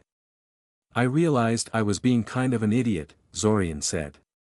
Sure, it would take a long time if I tried to figure it out all alone, but why do that? Why not bring a small army of experts down there and have us all tackle it together? Zach hummed thoughtfully. It would have to be done very, very carefully, unless we want Quadakikl to come crashing to the party, he said. But then again, that's true for anything involving the invasion, isn't it? Yeah, it's worth a try. Let's do it. We'll wait for the day of the invasion, Zorian said hurriedly. He could see Zach was getting fired up and he would rather not go get himself killed in the middle of the restart due to his impatience. The security of the gate is laughable if you time things right. Oh, right, you did mention that, Zach said, deflating a little. Man, I feel so angry at myself for never figuring that out before you told me. I never did manage to step through the gate myself, you know. Even when I was fast enough in carving my way through the defenders to avoid Quadakikl showing up to get rid of me, the defenders always collapsed the gate before I reached it. I still can't believe you just made a direct, frontal assault on the Abasin base instead of trying to infiltrate it, Zorian said. Why the hell did you think that would work? I'm not good at infiltration, Zach said with an unrepentant shrug. Besides, it almost did work. It's not stupid if it works, right? They spent the rest of the journey home arguing about whether or not there is any difference between almost worked and ultimately failed. What do you mean, I have a date with a Koja? Zorian asked his simulacrum incredulously. Just what I said, the simulacrum said, unconcerned with his agitation. She asked me to meet her in that little tea house 2 blocks from the academy and I accepted. Zorian felt the urge to throw a lightning bolt at his damn simulacrum, but he knew that wouldn't actually help him feel any better. If anything, it would just complicate things further by denying him much-needed answers as to how could this happen. You can't just decide things like this on your own. Zorian hissed to his simulacrum in frustration. The simulacrum arched his eyebrow at him. Well, it's true, Zorian insisted. I know you're my simulacrum and I told you to do whatever, but you should have contacted me for opinion before agreeing to something like this. Are you saying that if you had been in my place, you would have blown her off when she asked to meet? His simulacrum asked with a knowing smile. Zorian frowned. If this were before the time loop? Yeah, definitely. Now? No, not a chance. He wasn't interested in dating a Koja. He didn't think their personalities meshed well, but he'd give her a chance at least. He hated that goddamn smirk that was on his simulacrum's face right now, but he was right that Zorian would have likely made the same decision in his place. This is just Zorian started, before stopping himself with a sigh. When? 2 days from now, the simulacrum said. How the hell did this happen? Zorian asked. I knew a Koja was kind of crushing on me, but she never tried anything until now. What changed? What did you do? Actually, she did set up a meeting with you once, remember, his simulacrum said. Only she chickened out at the end and nothing came of it. But I doubt it's going to be like that this time, since she set up an actual date for it and all. Anyway, I didn't do anything, it's your previous simulacrums that did. What do you mean? Zorian frowned. He'd been doing a lot of frowning ever since this conversation started. Apparently they've been pretty active among our classmates without telling you. They're hanging out with all sorts of people and then leaving out that detail when making their final reports. In particular, they've been interacting with a Koja heavily enough that she apparently felt confident enough to ask me out. Before dismissing a simulacrum, Zorian always made sure to ask it for a memory packet of everything important that had occurred to it during its short life. This was usually accompanied by a verbal report, since Zorian found it useful to chat with his simulacrums from time to time to see how they're faring. This did mean he had to rely on the simulacrums being able to effectively summarize their existence for him, but there was no real alternative. If he asked the simulacrums for memories of their entire existence, he would never be able to digest the memory packets in any reasonable amount of time. Interpreting 24 hours of memories, no matter how mundane, would take him at least a couple of hours, and he usually had more than one simulacrum active at the time.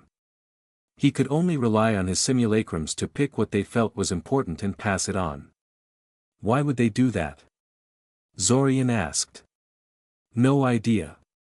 But if I were to guess, because it's kind of funny to imagine your reaction when you finally find out, his simulacrum said, grinning. I'm certainly amused at your predicament. My predicament, huh?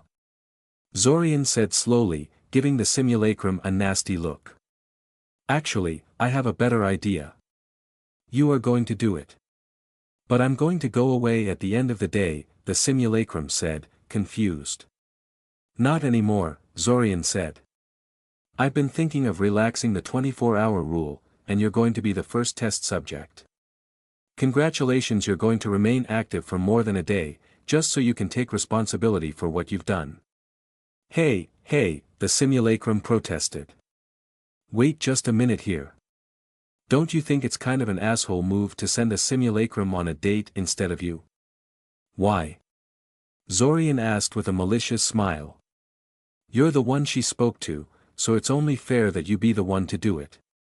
Yes, well, I'm still just made of ectoplasm and we're meeting in a tea house, the simulacrum said. I'll probably be expected to drink something, and I kind of can't. I'm totally solid and homogeneous from the neck down. He didn't know that. He knew that simulacrums had to sleep just as well as he did, because he tried to leave one to work overnight once and found it snoring on the floor in the morning. As for things like food and water, he'd never really thought about it. The spell description on the scroll said a simulacrum didn't need any sustenance besides magic, so he didn't think there was anything there to worry about. You know what? Zorian sighed. You're right. I should be the one going, if only for a Koja's sake. Right. I'm glad you can see reason, the Simulacrum said, clearly relieved. However, Zorian added with louder voice. That doesn't mean you're completely off the hook. You remember what I said earlier? No, the Simulacrum said slowly. I said I was thinking of relaxing the 24-hour rule, Zorian patiently reminded him. That still applies, and you're still going to be a test rat for that. He quickly gathered all the maps, brochures and partially filled out information tables and unceremoniously thrusted them at the Simulacrum. Congratulations, Zorian said blandly. You just earned yourself a one-way ticket to Koth. Your job, which you have no option but to accept, is to find a way to cross more than 7,000 kilometers in less than a week. Good luck. Oh, come on, the Simulacrum protested. That's impossible and you know it. Hey! Hey, come back here. But Zorian wasn't listening. He had less than 2 days to figure out what kind of nonsense his previous simulacrums had set up for him. Beside the current situation with Akoja, that is. The small, out-of-the-way tea house Zorian and Akoja were currently in had a bit of a reputation among students. Not all of them before the time loop, Zorian had no idea it even existed, but among the more relationship-focused students of the academy, this place was famous as a good place for a romantic meetup.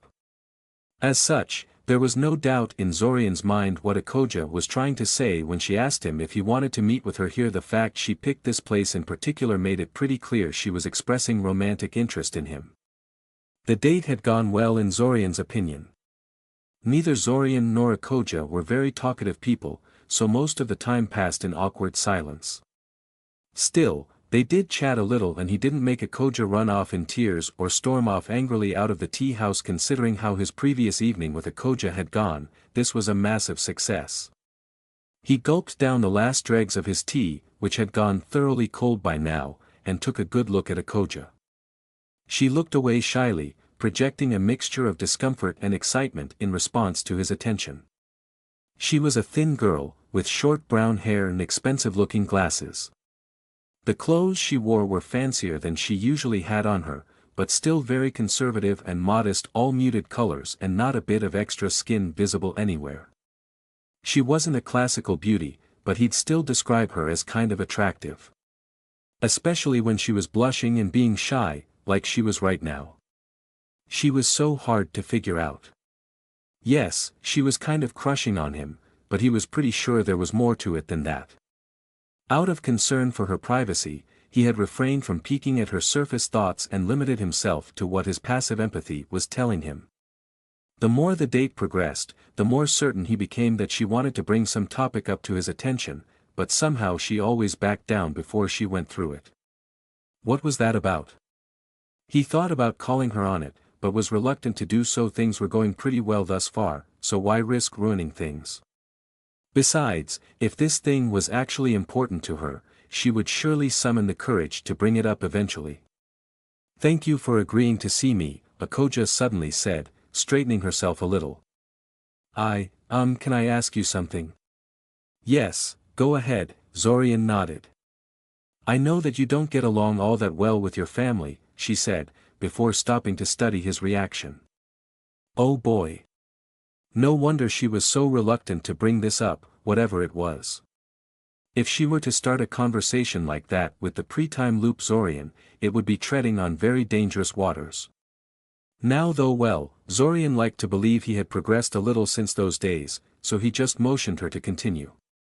Anyway, she continued hurriedly, you kind of indicated that you want to become independent because of that. Find a high-paying job somewhere, get yourself a home and such. Zorian gave her a curious look. I was wondering if you could give me advice in that regard, she finally asked. How to achieve your own independence? Zorian asked. Yes, she confirmed quickly. Why? He asked curiously. I thought you got along great with your family. I do, she said. We're pretty close to each other and I have no problems with them. I'm fortunate that way. It's just I don't really have a good relationship with anyone else. Zorian was about to say something before she cut him off. Except for the teachers, I know, she added, giving him a warning look. But they don't really care about the students half as much as they pretend to. Especially not students of average talents like mine, who come from a non-magical background and only have their work ethics to lean on. Zorian hummed thoughtfully, not really understanding what she was getting at. As for Akoja herself, she remained silent and thoughtful for a few seconds, and Zorian got the impression she was thinking of how to explain things further. Thus, he simply waited and refrained from interrupting her. "Did you ever get the impression that the Academy was just milking us for cash?" she finally asked. Zorian reeled back a little, caught off guard by the question. Did he think that? Well, there were plenty of things he felt they were doing wrong, but... No, not really, he admitted. Sorry. Why do you think so? Well, until the Splinter Wars and Weeping thinned out the number of noble houses and other respectable sources of students, the Scioria's Royal Academy of Magical Arts didn't even think of allowing people like us, with no prominent ancestry, into its halls. I'm pretty sure we're only here because the Academy was faced with a choice of either cutting costs or accepting riffraff in for money. And picked money in the end, of course. Ah, Zorian said. Yes, you're probably right there. But I wouldn't describe that as milking us for money, personally. Maybe I'm just getting paranoid, Akoja sighed. I'm getting a bit disappointed in Academy staff these days. Anyway, the point is that I'm not sure how useful the Academy diploma is going to be for me. My family paid a lot of money for me to be here, and they expect great things from me in the future. When I had just come here, I thought that if I just tried my best in class and excelled, that it would all work out. Now I'm not so sure. And I don't want to go back to my family and beg for help.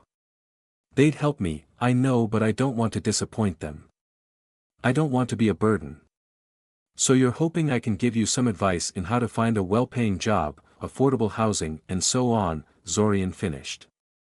Before the time loop, it was unlikely that Zorian would have been able to advise her much. At the end of the day, his idea was quite similar to her own: excel in your studies and everything would hopefully work itself out in the end. They just had a slightly different definition of what constitutes excelling. Now, though, he actually could recommend a few places to her. He had checked out the employment opportunities a couple of times, though by that point he had been severely overqualified for most of them and had abandoned the project in disappointment.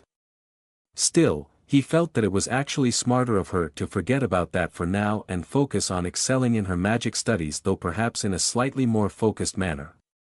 Just pick one field of magic and focus the bulk of your effort there, he said. I'd normally suggest spell formula, since being good at those is very well paid, but I noticed you don't like math much, so maybe not. How do you feel about alteration? It's fine, I guess, she shrugged. Try focusing on that, then, he suggested. It's one of the better paying fields.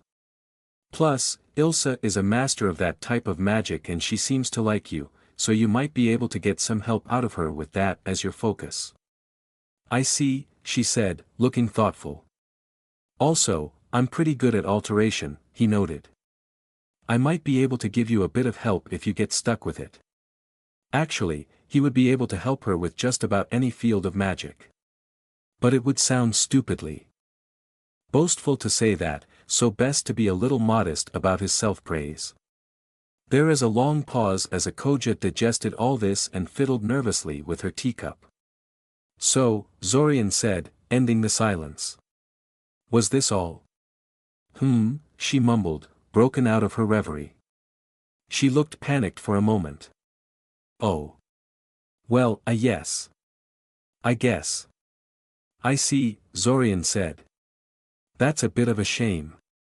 When you asked us to meet here, I thought you were actually asking me out on a date.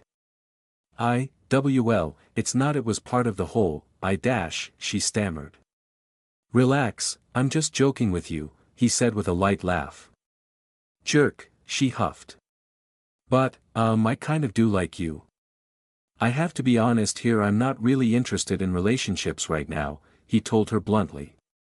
So long as he was stuck in the time loop, he had no intention of pursuing a relationship with anyone. I know this sounds a little heartless, but... I understand, she sighed, sagging a little. A surprisingly level-headed reaction to a rejection. Since you're being so honest, tell me straight, do I have any chance at all with you? I don't know, Zorian admitted. We're so different from each other. How so? She asked, sounding more curious than insulted. We seem quite similar from where I'm standing. Well, you're far more concerned about rules and reputation than I am, for one thing, Zorian said. She gave him an exasperated look. I'd have to be blind to not notice that you don't care about propriety to the same extent I do, she said. Yet I still like you. Surely that means I'm willing to work with you on it, right? Work with me or work on trying to change me? Zorian wanted to ask. He could be wrong, but he got the impression that Akoja saw him less as his own person and more as raw material to turn into something more to her liking. But no, that would be too confrontational and the date would only go downward from there.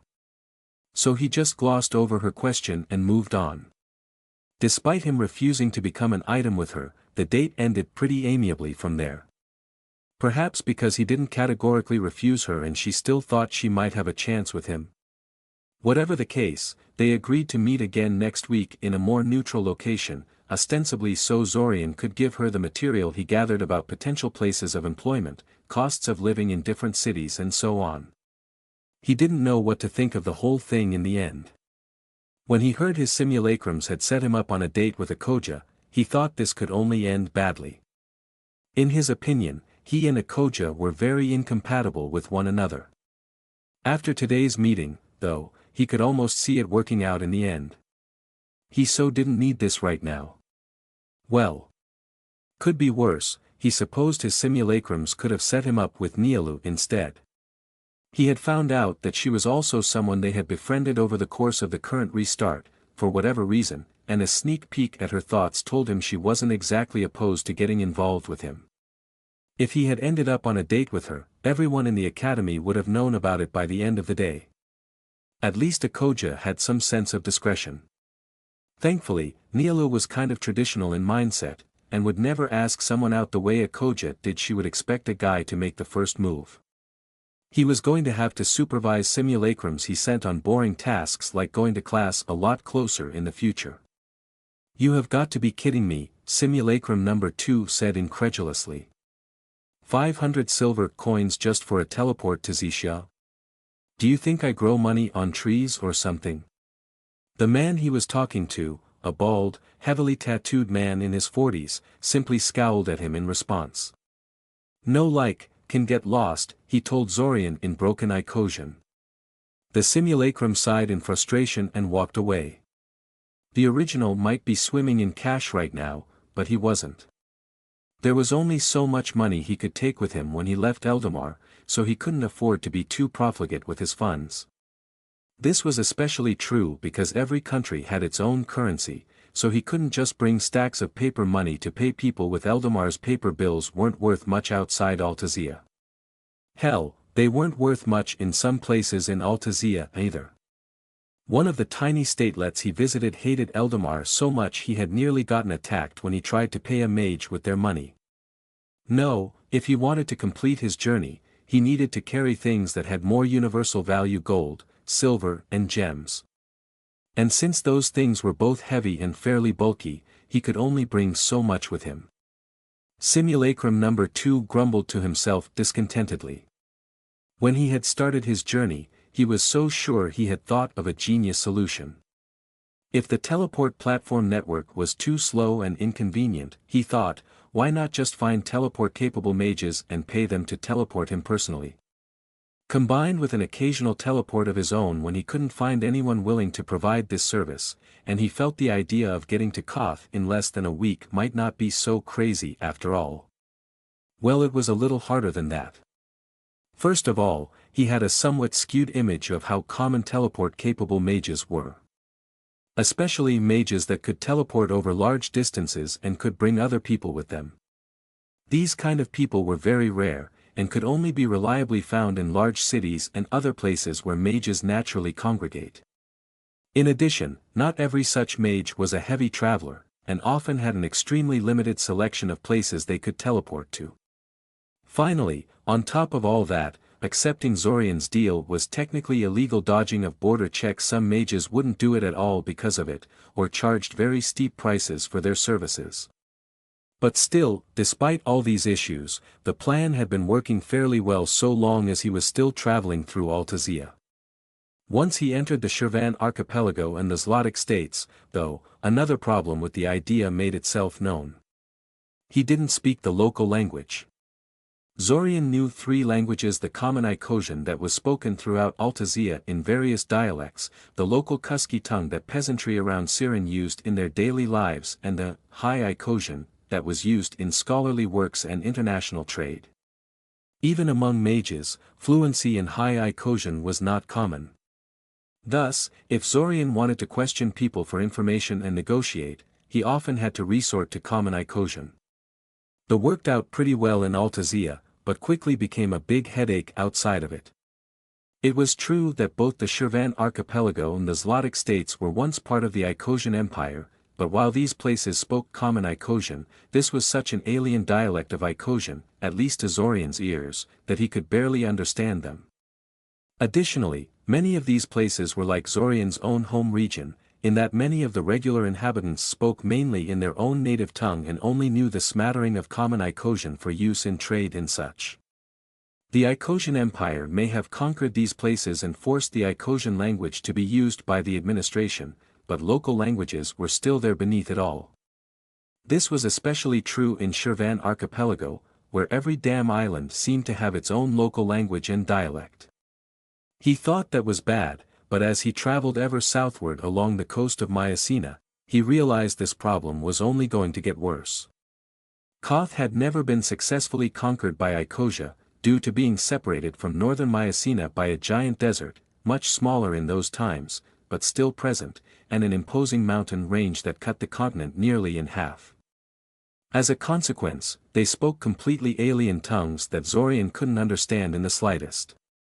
On top of that, the further south he went, the darker the people's skin tone became, and the more exotic their facial features got in comparison to his own. People recognized him as a weird stranger on sight, and were intensely suspicious of him the moment he approached them. The area he was currently in was especially bad, because it was very sparsely populated and the settlement he was in was the only congregation of mages for several hundred kilometers around, and the people inside it knew it. Which was why they were trying to bleed him dry whenever he tried to purchase their services. Oh well. It could be worse. He could still be attending classes at the academy, for one. Now that would have been a real nightmare. He did wonder how the original's date with Ikoja went, though. He would have to pester the original for details again when he contacted him for his daily report. Far to the north of Scioria, square in the middle of a heavily forested mountain range, there was a secluded valley devoid of any vegetation. Instead, it was covered in sharp, broken rocks of all shapes and sizes. There was no obvious reason for the place to be so lifeless and desolate, especially considering how verdant the surrounding mountains were. As he stood on a cliff overlooking the valley, Zorian wondered about that. Was the valley so rocky and desolate because of what made its home here, or was it the other way around and the valley's inhabitants had picked it precisely because it was so suitable for themselves? Probably the former, but one could never quite know. There could be some subtle geomantic magic surrounding the place. Zorian, Zach said, interrupting his thoughts. The view is nice, I guess. If you like rocks or something. But why the hell are we here, exactly? You have no appreciation for nature's wonders, Zorian sighed. Assuming this was actually a natural wonder, that is, and not something the earth elementals had done to make their home more comfy for themselves, anyway. You were with me when we talked to that hunter community a few hours ago, weren't you? Yes, Zach nodded. You told them we're searching for elementals and they sent us here. Which is fine and all, but why are we searching for elementals all of the sudden? You should know by now that I really hate the whole mysterious act. If you don't start explaining things right now, I'm starting a wrestling match with you right here on the edge of this cliff. Zorian gave him an incredulous look, before pointing at the sharp, spike-like rocks at the bottom of the cliff.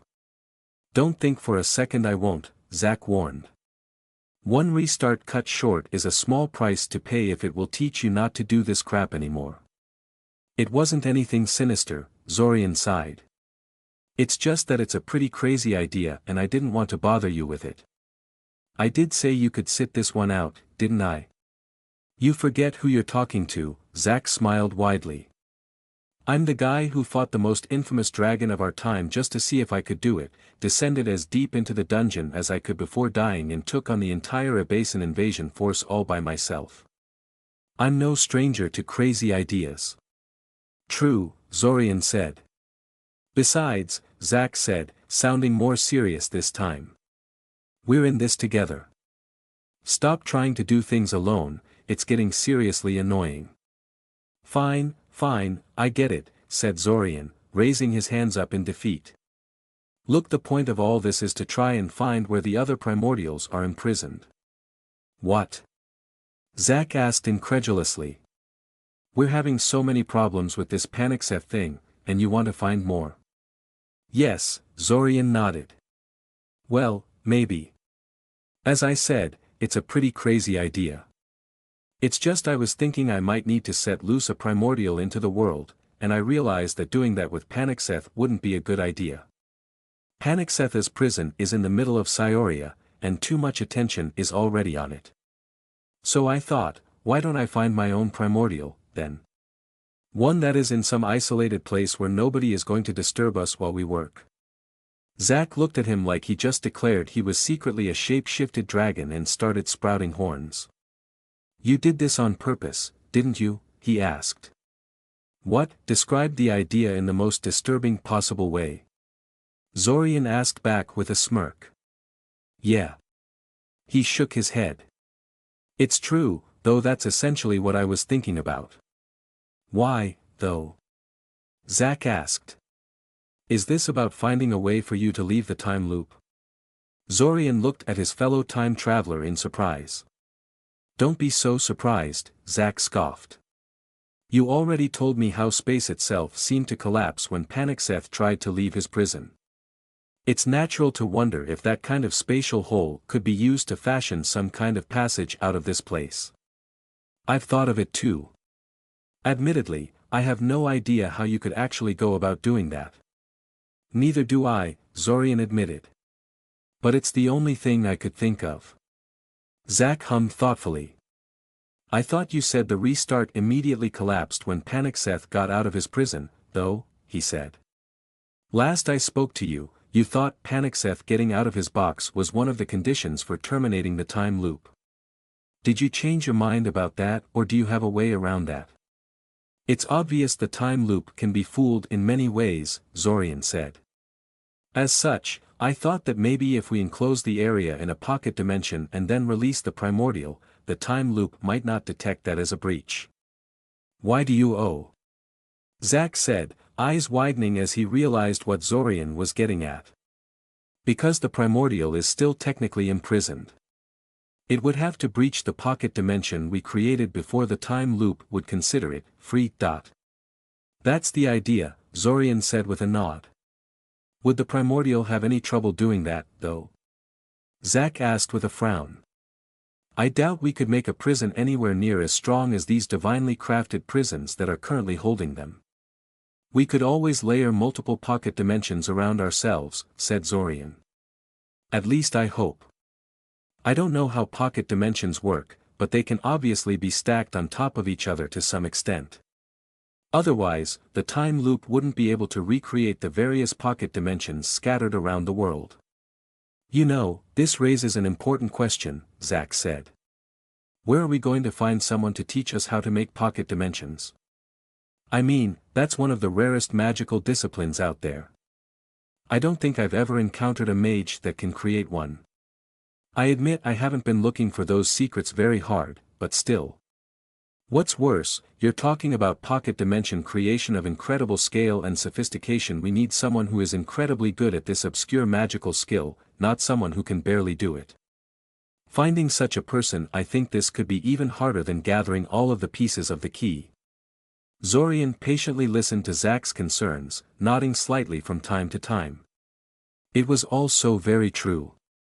And yet, I'm pretty sure I already know a mage that is very good at creating and manipulating pocket dimensions, Zorian said. What? Who? Zach demanded. Silver Lake, Zorian said, sighing heavily. He really didn't want to admit he needed her, but... The crazy witch lady that sent you to kill the Grey Hunter? Zach asked incredulously. The same, Zorian confirmed. Think about it. Why else can't we locate her damn hut? I refuse to believe her wards are good enough to resist a systematic sweep of the whole area from both of us. It's just not possible. And she isn't editing our memories, either, unless she is a godlike mind mage that makes even Arania elders look like children in comparison. I would at least be able to tell my mind had been tampered with after the fact. You think she hides her hut inside a pocket dimension? Zach asked. I don't see what else it could be, Zorian said. Huh. Well, I guess we better find a way to get those stupid eggs soon, then, Zach said with a careless shrug. As if that would be the end of it. Zorian had a suspicion that even if they brought Silver Lake the eggs, this would just be the start of their headaches with her. Regardless, this was the end of that topic for a while. After a short discussion of the best route to take through the rocky labyrinth, they used a flight spell to float down the cliff and onto one of the bigger rocky outcroppings jutting from the valley. From there, they decided to conserve mana by trying to advance on foot. Also, the hunters claimed that the earth elementals did not appreciate people flying over their home and would hurl rocks at people who offended them in such a way. An hour later, they realized they had taken the place too lightly. The landscape held no predators trying to ambush them, but it was exceptionally hard and dangerous to traverse on foot. The ground was rough and uneven, with a labyrinthine arrangement of ridges and rocky outcroppings, and it was often far less solid than it appeared to be at first glance. A careless step could easily result in it crumbling away beneath one's foot, with disastrous consequences. The stones of the valley were very angular and sharp, and sometimes even shaped like knives and caltrops, so any falls or imbalanced flailing easily led to serious injury. Neither Zorian nor Zach ended up injured, but it did make their progress terribly slow and miserable. Ugh, Zach said, casually firing a weak disintegration wave at the nearby rock in order to smooth it out a bit. Once all the edges and spikes were gone, he sat down on the stone and gave Zorian a long look. I must say, those hunters we talked to have quite a penchant for understatements.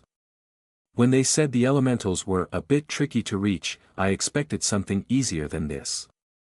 Well, they've been living in these mountains for months, Zorian said. Maybe for them, this is just tricky rather than a hard slog. But yeah, this is getting a little ridiculous. At this rate, it will take us a whole day to reach the center. So do we just fly there or what? Zach offered. The hunters said the elementals fire on people flying over their home, Zorian said, shaking his head. I know we could probably survive their barrage, but we're here to ask for their advice. We don't want to piss them off before the talks even begin. Let me try something. Having said that, Zorian quickly fished out a brilliant red potion out of his backpack and downed it. Grey hunters had amazing senses. The most prominent of these, of course, was their ability to sense magic, but that was actually just the tip of the iceberg in regards to a Grey hunter's ability to perceive the environment. By now, Zach and Zorian had figured out that Grey hunters also had an incredibly acute ability to sense air currents and the vibrations in the ground. Together with their amazing magic perception and other, more mundane senses, it gave Grey hunters an almost omniscient awareness of everything in their immediate vicinity. The potions of Grey hunter perception that Zach and Zorian had been creating in recent restarts mostly ignored all of these in favor of focusing on the Grey hunter's magic perception. This was both because they were treading new ground and had to prioritize, but also because even if they could condense the totality of Grey hunter's perception inside a single potion, it was doubtful that either of them could process the information without blacking out. Recently, though, Zorian had decided to experiment a little with the tremor sense part of the Grey Hunter's perception and commissioned a potion that would grant this ability from the alchemist they were working with. That was the potion he had just drunk, and this was going to be its first real field test. About 10 seconds after he drank the potion, Zorian felt his skin tingle before his awareness expanded. It was muted at first, but that changed quickly the moment Zorian took a step forward. He felt his foot hit the ground in a way he never had before, and the alien sensation almost brought him to the ground right then and there. A strong, vivid pulse emanated from his foot, spreading itself through the rocky labyrinth around him before being reflected back at him. In less than a second, he had a three-dimensional map of his surroundings impressed into his mind. "Give me a few minutes to get used to this," he told Zach. After 15 minutes of pacing back and forth and jumping in place, Zorian was reasonably sure he could crudely interpret what his new sense was telling him. However, even this, which was probably just a shadow of what the real Grey Hunter was capable of, should allow him to effortlessly navigate through the valley. He motioned for Zach to follow him and they restarted their journey towards the elemental's home. Travel was very fast this time. Every step that Zach and Zorian took sent vivid pulses through the ground around them, mapping their surroundings in Zorian's mind and allowing him to identify which ground was too unstable to support their weight. Zorian felt this was probably how the Grey Hunter always managed to detect buried traps that Zorian had tried to snare it with, even if they were totally non-magical. Every time it performed one of its damn jumps, the shockwaves generated by its landing would pulse through the ground around it, informing it of not just the layout of the ground around it, but also of its contents. But that was a thought for another time, because it wasn't long before they had finally reached the place they had been looking for. They knew they had reached it because the rocks around them crumbled to pieces and 6 earth elementals stepped out of them to block their path. They were a diverse bunch. One was a huge boulder with 4 stubby legs and a pair of massive rocky arms that could probably crush both of them to paste with a single hand swipe. The other was a 6-legged cat lizard, something carved out of shiny stone, its knife-like scales bristling at their intrusion. The third was a giant elongated human head, soundlessly bobbing up and down through the ground, which rippled and flowed like water in its presence. The fourth was an incredibly lifelike obsidian centipede, looking more like an actual monster than an elemental spirit. The fifth and sixth earth elementals, though, were clearly the leaders of the bunch. Both of them were around 3.5 meters tall, fairly humanoid in appearance and armed with actual metal weaponry that looked human-made rather than formed out of stone and the like. One of them had a muscular-looking figure and 4 faces arranged around its head, and carried in its hands a massive sword. The other looked like an old man, with a beard made out of knife-like stones and a long, whip-like tail trailing behind him. This one carried a huge mace in his hands, waving it in the air menacingly. After a few tense seconds, the 4-faced elemental stepped forward towards them. "Forbidden," he told them simply. Zorian kind of expected the elemental's voice to be all booming and gravely, considering its size and composition, but it was actually very crisp and spoken at normal volume. "We bring gifts," Zorian countered, bringing out a box out of his jacket pocket and showing the contents to the giant elemental in front of him. Zach proceeded to do the same. The boxes held a pair of fist-sized red stones, glowing with inner light. The so-called Dragonheart stones were highly coveted by some magical creatures, including earth elementals. These stones were hard to acquire, as they could only be found deep within the dungeon as a rule, and humans had no real use for them aside from making expensive jewelry and trading them to creatures that coveted them. Thankfully, Zach had encountered an entire cave full of them at one point, so it was simple enough to acquire some. The moment the earth elementals saw the stones, they quickly changed their tune. The lesser elementals around them tried to scuttle over to have a closer look, but the 2 leaders quickly caused them to stay back with a few menacing movements. After that, the 4-faced elemental spoke again limiting himself to a single word. "Come," he said simply. The 4 lesser elementals stayed behind, while the 2 humanoid giants led them to one of the large rock formations that turned out to be hollow. Inside, They found an interior that wouldn't look terribly out of place in a human dwelling. There were tables, chairs, shelves, cabinets and even some potted plants. Items of obviously human making were scattered throughout the area, some of them hopelessly broken. Zorian assumed they were battle trophies to warn and awe human visitors against treachery, but it was hard to be sure. Spirits were notorious for having very alien sense of aesthetics, so maybe the elementals just found the arrangement pleasing to the eye somehow. In the back of the chamber, opposite of the entrance, stood the elemental they came here to see. Stone Child, the elder elemental. Zorian didn't know what he had expected to see. A massive stone monolith with a giant face carved in it. A miniature mountain. A larger version of the humanoid elementals that escorted them to this place. What he definitely didn't expect was to find himself facing what appeared to be a 10-year-old boy. And not one that was crudely carved out of stone. Either Stone Child's form was incredibly lifelike and realistic, and he looked like nothing more than a real human child, if one whose skin was a bit browner than was common this far to the north. There was only one thing hinting at Stone Child's elemental nature. His eyes were solid black, devoid of any internal structure a real human eye should have. It was as if someone set out to make a flawless human replica but then ran out of patience in the end and decided to just socket a pair of polished black gems into the eye sockets and call it a day. "Welcome," Stone Child said, his voice steady and very natural sounding. He smiled reassuringly at them. "We don't get many visitors here, so my manners are a little rusty and I have little to offer you with. I apologize in advance for my poor hospitality. Would you like a glass of water?" Zach and Zorian glanced at each other uncertainly. This was not quite how they had imagined the great elder elemental would behave towards them. "I could go for a glass of water, yeah," Zach said with a shrug. Stone Child nodded to himself in satisfaction and walked over to a nearby shelf, which held several ceramic jugs and a collection of glass containers of various sorts. Stone Child picked up what was clearly a pickle jar at first, but then hesitated for a moment before putting it back on the shelf.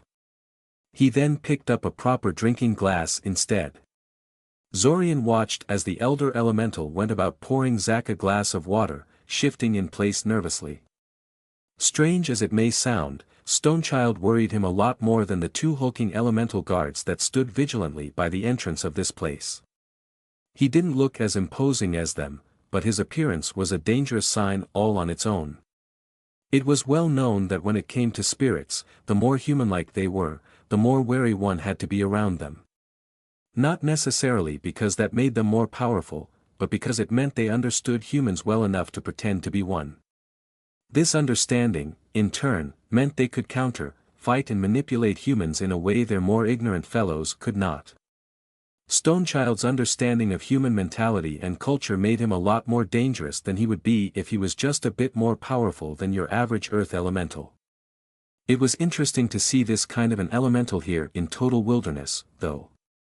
Elementals were some of the most ancient spirits known to man, but also one of the most alien and incomprehensible.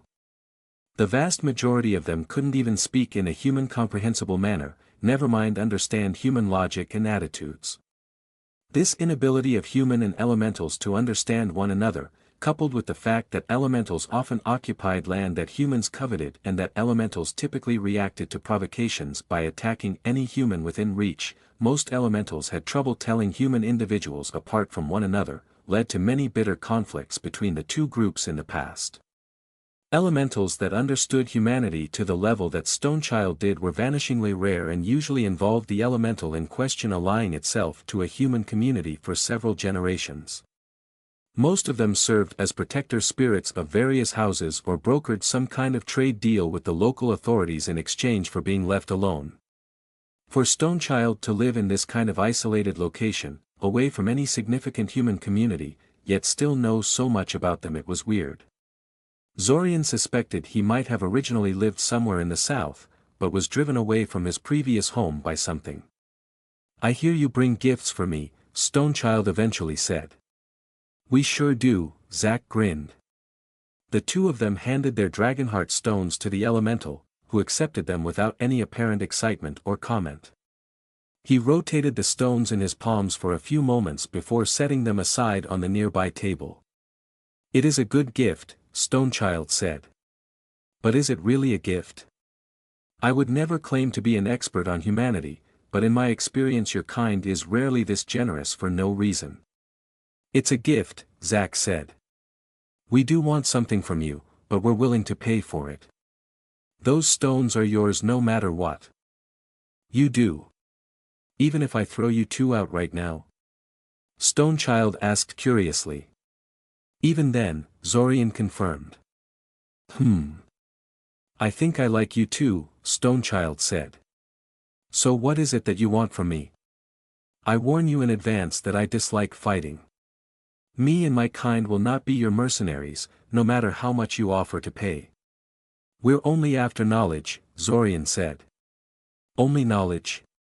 Stonechild repeated, his black eyes narrowing slightly. "And yet you're willing to pay such a heavy price, just for a chance to petition me for it. It is surely not just knowledge, then. What kind of forbidden secrets are you after?" "We want to know where the primordials were imprisoned," Zach said. Thus far, Stonechild had been very serene and self-assured in his mannerisms. It was somewhat at odds with his childlike appearance, to be honest. However, when Zach mentioned what they were after, Stonechild actually flinched a little. "Why would you seek the ancient blood?" Stonechild asked, leaning forward towards them. "No matter what your reasons are, you're only inviting disaster upon yourself. There is no gain to be had there." "You say that, but I heard there are people who gained great powers by binding the blood of primordials to themselves," Zorian said. It wasn't something he intended to do, but he still wanted to hear what Stonechild had to say about it. "Artifacts of forgotten wars at the beginning of time," Stonechild said, waving his hand dismissively in the air. "Should you find one of these out there in the vast world, unclaimed by anyone, that is obviously a great boon for you. But to tamper with the cages that hold back those of the ancient blood is utter foolishness. Since the time of their imprisonment, no one has ever received gift from their kind." "Are you saying they're actively malicious?" Zach asked curiously. "Do you hate the bugs eating your crops? Do you torture mosquitoes for drinking your blood?" Stonechild asked. "We are all nothing to them, elemental and human both." Right, we're not people to them, so they can do whatever they want to us," Zach said. "It's fine, though we don't really want anything from the primordials themselves. What we're really interested is those fancy pocket dimensions that hold them." "They're cages," Zach clarified. "The thing that holds them outside our reality." "Ah," Stonechild nodded. "That is less disturbing. But I caution you to forget the idea anyway. Cracking the prisons is probably beyond you, thankfully, but you might end up accidentally contacting the prisoner or attract unwanted attention. Few such prisons are truly unguarded. We'd really want to take a look at one, anyway." "Do you think we could come to some kind of agreement?" said Zorian, motioning towards the Dragonheart stones with his head. "There are more stones like that where those came from.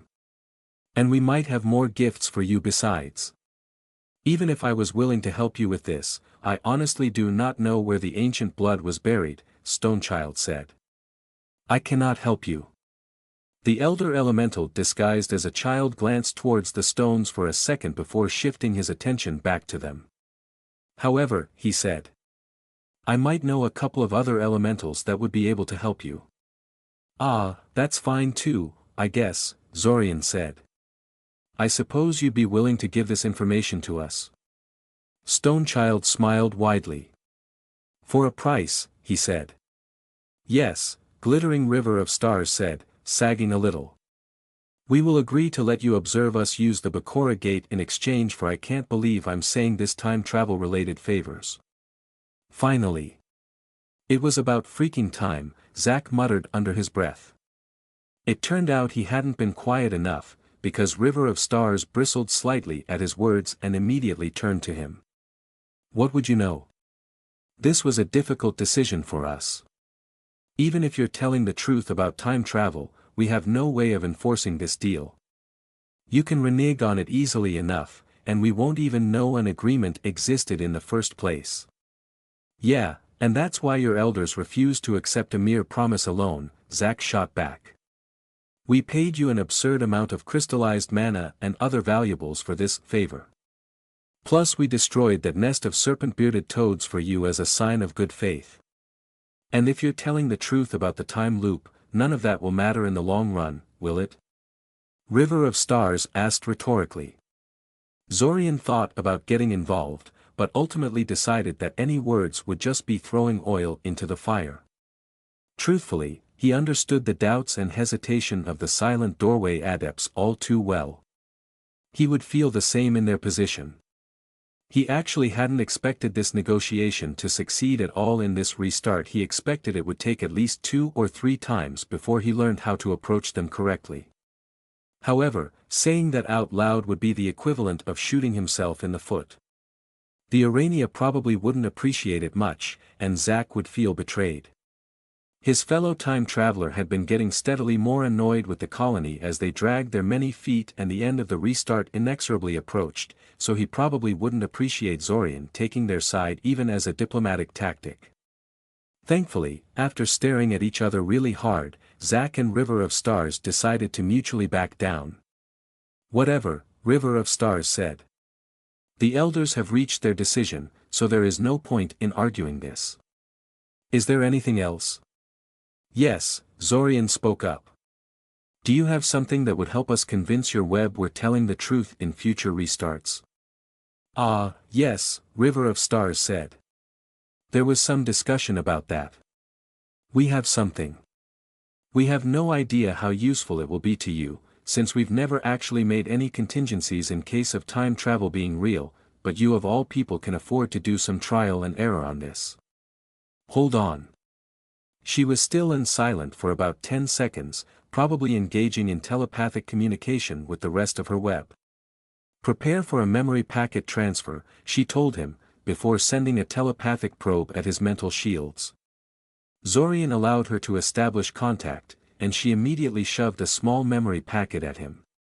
He quickly perused the contents, noticing it mostly held meaningless strings of numbers, well, meaningless to him at least, as well as some kind of detailed map of the region surrounding their web. He unraveled the memory packet and repackaged the information into a memory packet of his own. That way he wouldn't have to worry about it decaying on him the way the Matriarch's memory packet did, and then gently pushed at the connection with River of Stars, signaling to her to end the connection. She did as he asked, but she couldn't help but take a quick peek at his memories as she withdrew. Zorian didn't even try to stop her. Instead, he simply pushed a memory of him being stabbed to death in one of the earliest restarts at her memory probe, causing her to flinch a little and hastily break contact. It's rare to see a human so well versed in telepathic conflict, she said, a little awkwardly. Thank you, Zorian said. Can we see the gate now? Yes, she confirmed, a little more respectfully. Apparently his little show of telepathic sophistication had humbled her a bit. Ha! He made a mental note to challenge one of their elders to a telepathic duel in future restarts, just to establish his telepathic credentials. Maybe they'd look down on them less if he did that. I'll lead the way. River of Stars led them down the twisting tunnels of the Iranian settlement, far deeper into the colony than they'd ever been allowed to go before. There, in a large underground chamber, stood a circular stone platform that held a familiar black icosahedron that was the Bakura Gate. Well, it was familiar to Zorian at least. You've never seen a Bakura Gate before? Zorian asked Zach, who was currently slowly circling the construct and inspecting it curiously. In all those countless restarts, it never crossed your mind to seek one out? No, why would it? Zach asked, poking the black bars experimentally with his finger. They don't work and nobody knows how to activate them. I'm no researcher. If countless scholars couldn't get anything out of them, what could I do? It's really similar to the Abasin one, though. You can clearly tell they were inspired by one of these things when they made theirs. The fact that there is another gate-using group operating around is disturbing, a nearby Irania commented. You should have mentioned that information earlier when you spoke with us. Sorry, Zorian shrugged. I didn't think it was important. So how will this work exactly? Considering you gathered no less than 15 Aranias here, I'm guessing the activation requires some kind of group ritual. It is a ritual, yes, the Arania confirmed. Her name was Marvelous Geode, if you remembered correctly. Well, her name was quite a bit longer than that actually, but that was what it shortened to anyway. It's not the correct way to activate the gate, but it's the only way we know. What does the ritual involve, exactly? Well, she hesitated. First of all, we need to establish contact with the spirit of the gate. Wait, the gate has a spirit? Zorian asked incredulously. He focused his mind sense on the gate for the moment. I don't sense a mind within it. Of course you can't, she said. The spirit is completely disconnected from the Great Web. Its mind is permanently dark, much like your friend's mind is under that spell he keeps constantly active around us. Yet, the spirit is very much real. Marvelous Geode stood a little straighter, giving him a challenging look, as if daring him to contradict her. He didn't. While the idea of the Bakura Gate having a spirit was a bit weird, he would trust the Silent Doorway adepts on this. They did get the gate to work, after all, unlike everybody else. So how did you find out about this spirit, then? Do you have someone with soul perception or something? The spirit cannot be detected through the soul either. Its soul is shrouded somehow, and does not show up on casual inspection, even if one is a necromancer. One has to contact the spirit in a very specific way before it will deign to reveal itself, Marvelous Geode explained. That well, it certainly explained why this gate spirit had remained an unknown thus far. However, how did you even find out about this, then? Zorian asked curiously. Did you just tinker with the gate and end up contacting the spirit by accident or? Well, there was admittedly a whole lot of tinkering involved. The founder of our web was obsessed with the gate and invested a lot of her time and energies on it. That said, we were rather certain that there was a spirit in there, so our tinkering was directed at establishing contact with the spirit right from the start, Marvelous Geode said. After all, Bakura gates were said to be able to open up dimensional passages to each other, entirely on their own. That goes against everything we know about magic items. I'm told you're quite an artificer, so you no doubt know that magic items never really cast anything, they can only ever maintain a spell that is anchored to them, and anything else is an illusion achieved by shifting the spell in question into different modes. For the Bakura gates to be able to open and close dimensional passages to any gate in the network, they had to be some kind of spellcaster. And spellcasting requires a soul. Zorian hummed thoughtfully. Pretty solid logic there, he had to admit. By now, Zach had long gotten bored of staring at the gate and walked over to stand beside him. As for the rest of the Arania that weren't explaining things to Zorian, they were busy carting large quantities of crystallized mana to the vicinity of the gate. The local area has insufficient quantity of ambient mana to power the opening of the gate, Marvelous Geode explained. Once the spirit is contacted and starts opening the dimensional passage, we have to evaporate a large amount of crystallized mana and funnel it into the gate, or the process will fail. Why not just move the gate deeper into the dungeon? Zach asked. They can't, Zorian said. It's well known that Bakura gates cannot be moved from their spots or they literally fall apart. Most experts are guessing that the icosahedron bars are only the tip of the iceberg and that part of the gate is embedded into the surrounding rocks and the like. Yes, Marvelous Geode said. We have heard about that, which was why it was never attempted. There was some talk about drilling a hole to the deeper layers near the gate in order to create an artificial mana well, but nobody really knows just how much damage to their surroundings Bakura gates can take before they break down, so that idea never went anywhere. The gate is too precious to risk like that, even if it would save us a lot of money. With all preparations done, Marvelous Geode excused herself and joined the rest of her fellows in setting up the ritual to contact the gate spirit. After some frantic running and pushing, the Aranias entered into a circular formation around the icosahedron, forming 3 concentric lines around the object. Then they all started casting. 20 minutes later, they were still going at it with no visible change. Eventually Zach couldn't take it anymore and leaned in towards him. "Zorian, do you understand anything that is going on here?" Zach whispered to him. "I'm not an expert on Iranian magic, but they seem to be just repeating the same movements over and over again." "Yeah," Zorian agreed, studying the ritual with a frown. It was strange. He could vaguely recognize the spell they were casting as some kind of soul magic ritual, similar to the protection rituals that Alanik had taught him. Things that even a person like him with no soul perception could use. These kind of rituals were lengthy and crude, the magical equivalent of groping in the dark, but sometimes it was enough. Lukav had used something similar when he had analyzed his soul in the past for damage and the like. However, the ritual silent doorway adepts were performing didn't look like any ritual spell he knew of. Not that Zorian had witnessed all that many group rituals, but this was still. He suddenly realized what was bothering him: the movements of the Arania weren't nearly as synchronized as they should be. "It's not really a group ritual," Zorian whispered back to Zach. "They are all performing the same ritual spell independently of one another.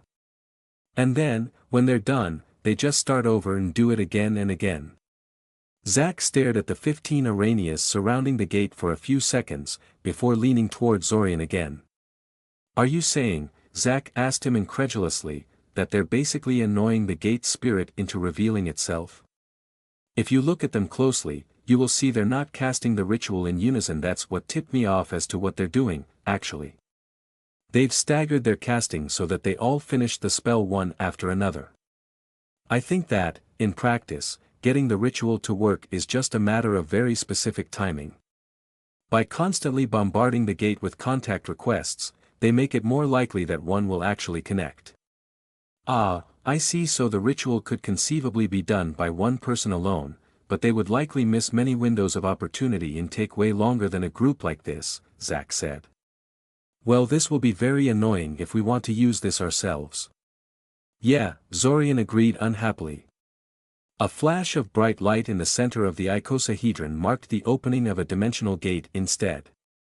The Arania immediately stopped their repetition and scrambled throughout the chamber in a sort of organized chaos, evaporating the chunks of crystallized mana and feeding it to the gate mechanism. The spatial doorway steadily grew, eventually stabilizing into a circular hole in the air that led elsewhere. Zorian glanced at his pocket watch. It took the Arania about 40 minutes to open the gate, most of which was spent on contacting the gate spirit. Marvelous Geode scuttled over to them, looking very pleased with herself. "The passage is open," she said. "Does it always take this long to open?" Zach asked. "Oh no, this was quite fast by past standards. Sometimes it takes as much as 2 hours before the gate spirit will deign to respond. This is an auspicious omen for this cooperation." Zach and Zorian looked at each other unhappily. 2 hours. "You can try going through it if you wish," Marvelous Geode said. "Where does it lead, anyway?" Zorian asked. "Solimnon, not far from the port city of Hydemtep," she said. "Eldamar and Solimnon have been engaged in a trade war for a while now, so trading there is quite profitable. You'd probably get a better return by going to more distant lands, though," Zorian noted. "Are there distance limitations on Bakura gate use?" "In theory, no. In practice, getting to very distant lands is impossible for us. In order to connect with another Bakura gate, we need to first travel to said gate through some other means and contact its own gate spirit. Only after we receive a sort of mental key from the gate spirit, can we use our own gate to reach it. So each gate has its own secret password and you need to get it before you can travel there." Zach summarized. "It's not very secret. The gate spirit will freely give you its key if you can contact it." "But yes, that is essentially correct," the Arania confirmed. "Sounds like you could use someone that can freely travel over human territory and access distant Bakura gates," Zorian noted. "Well, yes. That is the primary thing that our elders hope to gain from this deal," Marvelous Geode said carefully. If you could help us acquire keys to distant gates, this could easily catapult our webs to unbelievable prosperity. Especially if you can secure us a connection to Mycena. There are no Urania there, as far as we can tell, so it's pretty much virgin ground for us to settle an entire continent worth of it. In the end, the two of them did step through the gate and explored the other site a bit. The silent doorway adepts were, as it turned out, a territorially discontinuous web, with semi-autonomous colonies established around each of the gates they traveled to on a regular basis. The colony back in Eldamar was clearly the main one, though, and that probably wouldn't change any time soon since the sub-colonies were denied the knowledge of the gate activation ritual. They didn't venture forth from the Iranian colony too much. Two people with an obvious Eldamarian accent were unlikely to be viewed favorably by Sulamese inhabitants. The two countries hated each other, after all. The moment Zorian returned to Scioria, he sat down at his work desk, called up a memory of the ritual, vividly preserved in his mind, and set about understanding it and taking it apart. He respected the Iranian achievement and dedication, but there just had to be a better way of doing this. "I see," mumbled Zorian to himself, turning the telepathic relay in his hand. The innocuous-looking metal plate was connected to the long chain of telepathic relays that his simulacrum left behind him, like breadcrumbs, as it traveled ever further south. He occasionally received reports and memory packets from the simulacrum, detailing the issues his copy had encountered on the journey. "Something good?" Zach asked. "My simulacrum has finally reached Koth," Zorian said. "Or at least the port town of Jasuka, which is generally considered to be the entry port to the region." "Man, finally," Zach said. "The restart is going to end in less than 2 days. I was starting to wonder what was taking him so long." "It's not that simple," Zorian protested, feeling compelled to defend his copy. It was a hard and frustrating journey, and Zorian was honestly grateful to his simulacrum for actually attempting his task seriously instead of doing a half-assed job or giving up halfway through. I know, Zach said, waving his hands in a placating gesture. "There is no need to get all protective of your precious copy. I'm certainly not going to complain about not having to do anything but wait while your simulacrums do all the work. And the traveling speed is bound to improve as your simulacrums figure out better traveling routes in the future. But you have to admit this is kind of disappointing." "Yes," Zorian admitted. "Especially since all of my simulacrums get dismissed when we enter black rooms and get cut off from the outside world. We really need to figure out how the Abasins stabilize their gates, or else I'll need to send a simulacrum to Koth at least twice per restart. We could always find a Bakura gate in Koth, send your simulacrum there to open our own gate, and then bring a bunch of silent doorway adepts through it to ask the gate spirit for the password," mused Zach. "Then we can just go and use the Iranian gate in future restarts. It's a nice idea, but who knows how long it would take to set up?" Zorian asked rhetorically. "I don't know if you noticed, but the silent doorway adepts are a rather suspicious bunch. I don't know how quickly we can convince them to cooperate in the future, but—" "Yeah, now that you mention it, I don't really like the idea," Zach agreed. "How is your analysis of their contact ritual going?" Zorian's face twisted into a grimace. "That bad, huh?" Zach asked with a grin. "I'll say this, there is a reason why they're still using that stupid method instead of switching to something better. I don't think I'll figure out something better anytime soon," Zorian explained unhappily. "You might want to work with them instead of away from them in the future," Zach noted. "They're annoying jerks, but I'm sure they're as interested in making the contact ritual better as we are, and they have way more experience with it than you do." "I guess you're right," Zorian agreed. "I think dash." He stopped talking when he noticed his simulacrum was trying to contact him again. "Huh. That was fast. Wonder what that was about." Zach?" he eventually asked. "Yeah?" Zach asked curiously. "Do you have anything you should be doing in the near future?" "I'm bored out of my skull and you know it," he said. "Why?" The Simulacrum says he's in the jungle to the west of Jasuka and that he's found a perfect spot for the gate.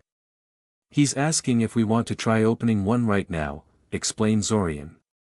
Zach thought about it for a few seconds. Or maybe just pretended to think about it. Zach had a flair for dramatics like that. Why not, he finally said, jumping to his feet. Let's go see Koth. Gate was an amazing spell in Zorian's opinion. Teleport was arguably a more useful piece of magic, despite the range limitations that forced mages to chain teleports if they wanted to cross any appreciable distance, but it just didn't have the same emotional impact that a dimensional gate did. There was just something emotionally satisfying about crossing continental distances in a single step. For example, Zorian had just followed Zach through the dimensional passage he and his simulacrum had opened, and suddenly went from a hastily secured underground room in Eldamar to a steaming, verdant jungle in Koth. It was louder than he thought it would be. The sheer cacophony of different sounds was impressive, but he imagined that would get tiresome very fast. You have no idea, his simulacrum grumbled, having read his thoughts. I especially hate that one bird that keeps making sounds reminiscent of a dying man's scream. I really wish that it would shut up already. I even thought of tracking it down so I could kill it, but I can't seem to find it in all the foliage. You'd think something that loud would be trivial to track down, but... Anything special we should keep in mind here? Zorian said, cutting the simulacrum off before he could get going. He knew himself once he started complaining, there would be no end of it. Yeah, the wildlife is absolutely terrifying, the simulacrum said.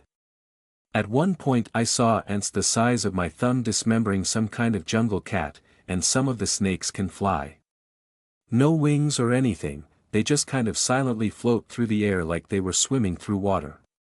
And that was in the first hour or so. Yeah, I heard the southern jungles make the great northern wilderness look like a playground, Zach said, picking up a dried branch off the jungle floor and taking a few experimental swings with it. Not sure how much of that is true and how much of it is just southerners trying to make themselves look tough, but there is probably some truth to it. If nothing else, these jungles should be more unpredictable than our forests, since the wildlife is more diverse here. I was also told by the natives that foreigners often get sick not long after coming here, the simulacrum said. It's not a single disease either, there is a whole bunch of things you could contract here. Most of them aren't lethal, but they can leave you bedridden for weeks. Not a problem for a simulacrum like me, but you're going to have to stock up on cures before you start wandering around the region. Great, Zorian clacked his tongue unhappily. Another thing to worry about. Hey, Zach said suddenly. Don't get mad at me, but didn't you say your eldest brother is active around here? Yes. Zorian said, drawing the word out unnecessarily. What's that got to do with anything? Well, Zach began carefully, I know you don't like him, but we're kind of total strangers here. We don't know the language, we don't know the culture, and we don't know how to navigate the local authorities. Your brother, on the other hand, probably does. And he probably has existing contacts all over the place that he could refer us to. Zorian made a really sour face at that.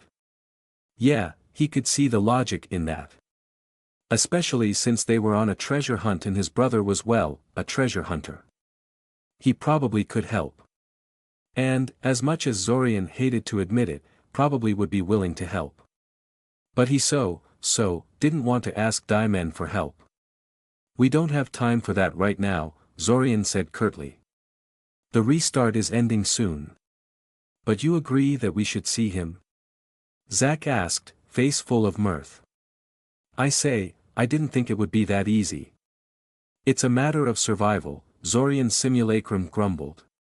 We can't let our personal grudges get in the way of that. In the grand scheme of things, this is nothing. Well put, simulacrum number 2. Well put. That's good, Zach said. You know, I'm really looking forward to meeting the guy. Maybe punch him in the face if he's as bad as you obviously think he is. Zorian and his simulacrum shared an exasperated look between themselves. Still, he couldn't deny that a part of him was interested in seeing how a meeting between Zach and Die-Men would go. He hoped that Die-Men still had that competitive streak and challenged Zach to a sparring match or something. Watching Zach wipe the floor with him would be pretty damn satisfying. Not as satisfying as Zorian doing so himself, of course, but pretty close. Plus, he would be lying if he said he wasn't interested in what exactly his brother had been doing down here in the south that occupied him so. And why were his parents coming here to meet with him, anyway? Perhaps, before he sought out Die-Men here in Koth, he should have a chat with Mother at the start of the next restart. If nothing else, that way he wouldn't have to search for him all over Koth. The people guarding the Abasin gate beneath Cyoria were a cranky and unhappy bunch. In theory, their task was one of great importance. They were guarding the Abasin route of retreat, making sure no Eldamarian battle force could close the gate, or even pass to the other side to wreak havoc on the base of Sudamir, their ally. In practice, this was seen as punishment duty. Having been stationed here, they were denied a piece of the action happening above, and thus the glory and looting opportunities that came with it. Besides, what were the chances that the beleaguered Cyorean defenders could not only afford to send some of their battle mages down here, but that they also knew exactly where to go in order to find the Abasin gate site? No, the idea was absolutely Hook goblins, someone shouted. We have hook goblins incoming. No one was worried at first.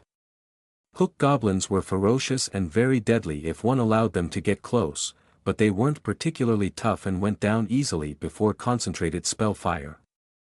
Indeed, the first wave was nothing special, lulling the Abasin defenders into a false sense of safety. But as they killed one wave of hook goblins, then two, and then another, they realized this swarm of them was a bit larger than they were used to. Then a couple of mages got a strange headache at the most inconvenient of times and failed their spells, and some of the hook goblins managed to close into melee range. The defenders dissolved into chaos. The troops manning the defenses may have thought the attitude unfair, but there was a reason why the Abasin leadership considered most of them to be the dregs of their invasion force.